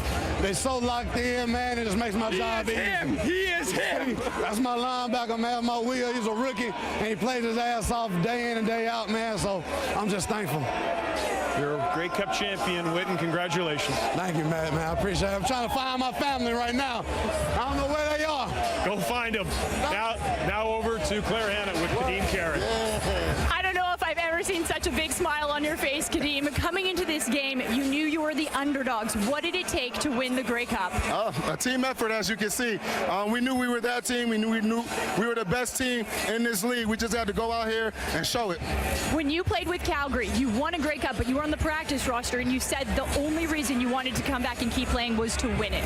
So what does this moment mean? I mean, this means everything. You see, I got the family here to enjoy this. Man, I just want to cry. But all this emotion is just going down in me right now. This is something special that I'm always going to remember. Your family means so much to you, and I know your daughter made you the necklace you're wearing today. You stayed healthy all 18 games. What does your family mean to you, and how good luck of a charm is that necklace? Hey, I'm wearing it next year, and we're going to have to make another one, Kion Kaysen, and we're going to be geeked up with a whole bunch of healthy opportunity.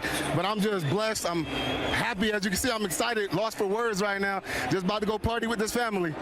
What can you say about your quarterback, Nick Arbuckle? In the offseason, he was looking for coaching jobs. He leads you guys to this Grey Cup. That's my man. All I can say, that's my buddy. I love him. We went to war. We had his back. We knew he was going to go out there and, put on a game. We had ups and downs, but he led us. And I had his back the whole way, and we pulled off this championship. I can't wait to go enjoy it with him. Kadeem, congratulations to you and your family. Hey, thank you, baby. All right, Matthew standing by with Flo. Well, Flo, your family just joined us. Yep. How much did you want this? I talked to you all season. You were on that 2018 Calgary Stampeders team. You and Witten and Tavares Daniels and Nick Arbuckle. And Tunde and Amos and Mitch. How fitting is it that you all now play such a key role in the 19th championship for the Argos? I mean, that time was like a breeding ground. We were all just learning the culture, learning what it meant to win. And I felt like even when RD told me to come to Toronto, it was like a continuation of the things that we did there. So I knew I was going to be a part of winning football. And even though last year we didn't go how we wanted to, we played winning football. And I think it's just a continuation of that, So I'm so grateful. I thank my Lord and Savior Jesus Christ. I thank my family. My friends are coming down right now too. You got my mom, you got my brother, you got my dad, and it's amazing. Good job. Good job. Champion. Good job. All game I saw this on the sidelines. Yeah. Don't ride the wave. We are the wave. Be the wave. We are the wave. When did that become the thing that propelled this team to this moment? I mean, we had the first 12 games of the season we were in a rough spot, and we needed to win some games, even to just make the playoffs. And we just started taking it day by day. Never got to get too high, never get too low, and that's what we preach. That's what we've been preaching, and then it kind of got coined that way after a Witten speech. Witten has his legendary speeches, and that's what we just. What did he say in his speech? He was just talking about how we do it over and over and over and over and over and over and over and over. So we never get too high with the wins, and we never get too low with the losses, even from play to play. Just trying to go 1-0 each play, 1-0 each game, and that's how we took it today. Just go 1-0, and we went 1-0 and 111th Grey Cup champion. You and the whole Orumalade family. Congratulations. Thank you. Appreciate it. Now to Claire Hannah with Deshaun Amos. Deshaun, your defense made things so uncomfortable all game for the Bombers, and then you get that pick six. Walk me through what happened on that play. Just first and foremost, want to give all honor, praise, and glory to my God, my Lord and Savior, Jesus Christ. Wouldn't be here without him. But I always say it, man. I've been saying it all year. Just making a play for my defense. Playing the defense, trusting the guys next to me, seeing the ball in the air and going and getting it. That's it. Right away, though, you took that ball to somebody in the crowd. Who did you bring it to? I gave it to my girlfriend, actually. My mom is here, and then my mother-in-law is here as well. But my mom already has one, so I figured I'd spread the love. How does it feel to win this Grey Cup when you guys were the underdogs and everybody favorited Winnipeg coming in? The underdog thing was really something outside of our locker room, right? Within that locker room, we always knew that we had enough in that locker room to win this game. So the underdog thing, it didn't really faze us too much. So we just came out and played our game. We knew it was going to be about us. Congratulations on being a Grey Cup champion. Thank you.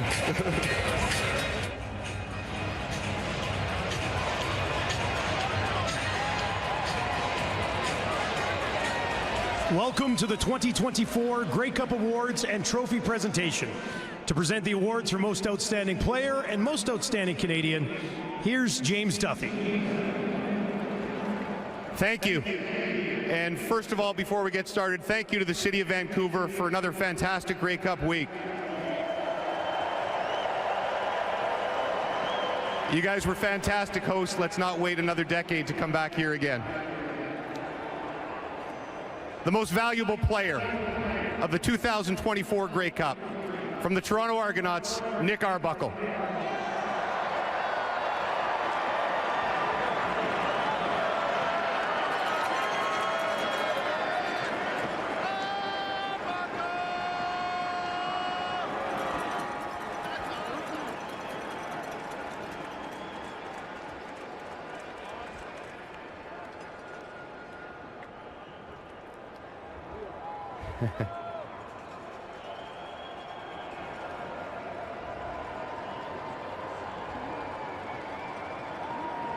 That's a pretty cool takeaway from the Grey Cup. Nick, I know you have your hands full here with your two beautiful daughters. This is storybook stuff. 6 months ago, you were considering giving up the game, moving back home to the States, and now you're a Grey Cup champion and the MVP of the Grey Cup. What does this moment mean to you?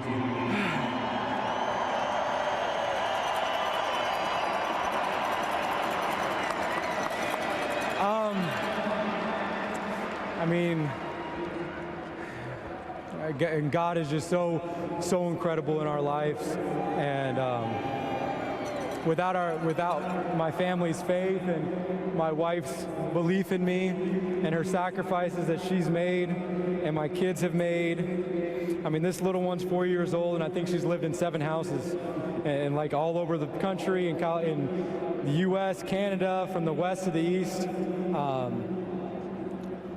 We never thought that all this would come. I mean, like you said, I was a few weeks away from calling it quits when I got this opportunity, and it's unbelievable. You're a journeyman. You just said it. Does this make the entire journey worth it? I mean, it makes me appreciate the journey so much, because all the things I went through and the things I learned and the tough times, the good times, the players and coaches that I was blessed to be with at each stop along the way, all taught me so much and prepared me for this moment and for this team to be the best person, player, teammate, leader, dad, husband that I could possibly be. And you know, it's all in His timing. I couldn't have done this any other time before in my life. Go enjoy this with your teammates and your beautiful family. Thank you. Nick Arbuckle. Congratulations. Go with Daddy.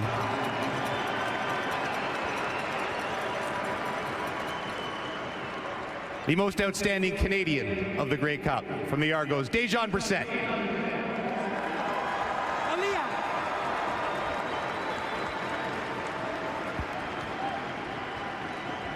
Congratulations, my friend. It's been a heck of a long trip from Loyola Catholic Secondary in Mississauga to the game-winning touchdown and the most outstanding Canadian in the Grey Cup. What's this moment mean to you? It means everything. I'm super happy my family's in the stands. There goes my mom right there, my dad, my brother, my sister, my friends. It's everything. We did this for Toronto. The Winnipeg Blue Bombers won 9 of their last 12 games to end the season. All 3 losses came to the Toronto Argos. Why were you able to do what nobody else in the CFL could do to the Bombers? The guys in the locker room. RD talks about it every single week. We're the only ones who matter. We believe in one another. We do it for each other. Offense, defense, special teams, we're all one unit, and we play like that tonight. Congratulations. Thank you. Appreciate it.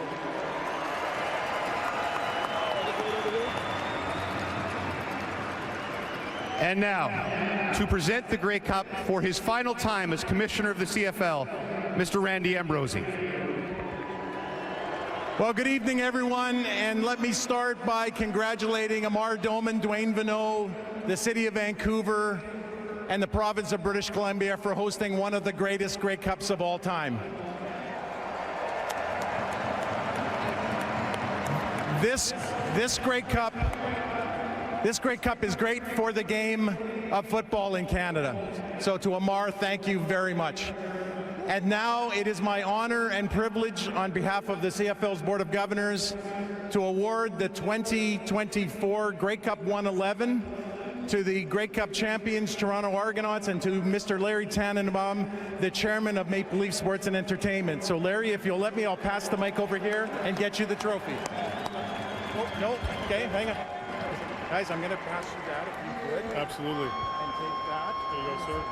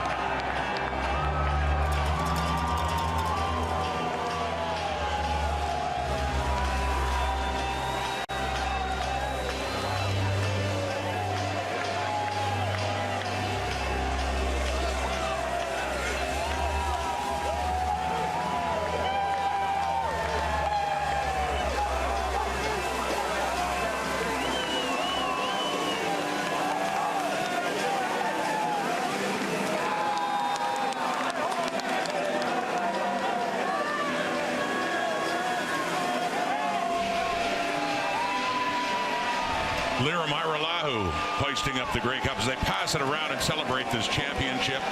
Their second in 3 years, and many new faces to this club as well, but they did find a way to get it done, Glenn. And one thing that you just know about the Grey Cup, you can expect the unexpected, and who would have thought that Nick Arbuckle coming in, you know, at the last second really, decided last week that he'll start in this game after thinking he was done, ending up playing in the Grey Cup and winning MVP.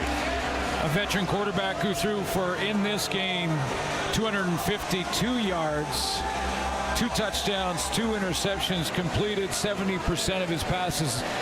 He played very well in this football game considering the circumstances. But the game was won by the defensive side of the ball. Yeah. They took control of this game. 27 of the Argo points came off turnovers created by that defense. And the Bombers got a couple, but they were only able offensively to put 6 points on the board off those turnovers. So, you know, that old cliche, this defense wins championships. Certainly, there's proof right here that they do. Well, their defense in all 3 postseason games scored at least 1 touchdown. Had a couple against the Ottawa Red Blacks, had a big pick 6 from Benji Franklin last week in the East Final, and an interception for a touchdown by Robert Priester as well. But yeah, that was a difference. Turnovers were a difference as well in the regular season between these two. The Argos won in that category, and they won again this time. Winnipeg turning it over 5 times compared to Toronto's 2. And by the way, the 24 points scored in the 4th quarter by Toronto tonight ties a Grey Cup record. It really opened up in the second half. In that 4th quarter, it was close, just a 1-point game at halftime with Winnipeg leading it by 1, and that was typical of the way these two teams had played, as mentioned in the regular season. But this is the Argos moment now. And this comes, for those who remember, They finished 16-2 last year. They were the favorite to win the Grey Cup last year. And they got knocked off decisively by the Alouettes in the East Final. A lot of them remember the pain of that. As the Bombers go through their own pain, there are many others here motivated to get back and win that championship they thought they should have had a shot at last year. Big moment again for Ryan Dinwiddie, Grey Cup champion, standing by with James Duthie.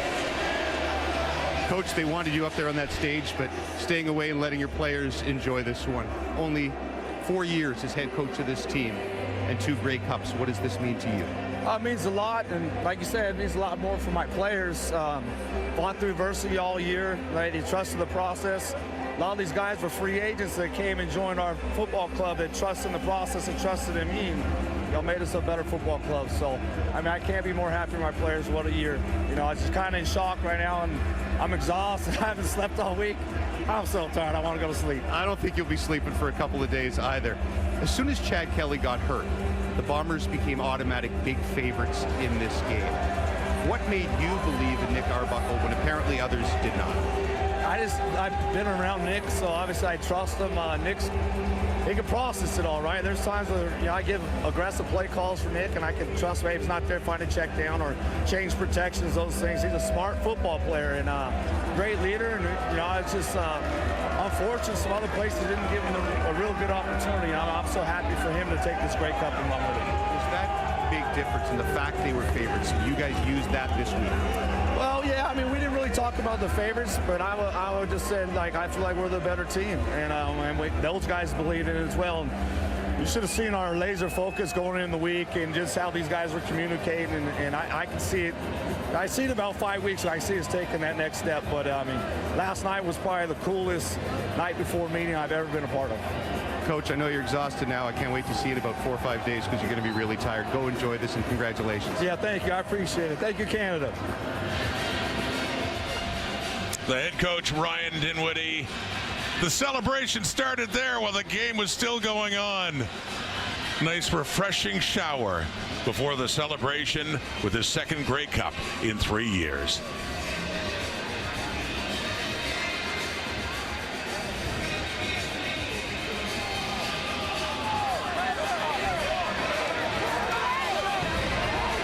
We want to thank our viewers on CTV for watching our coverage of Grey Cup 111.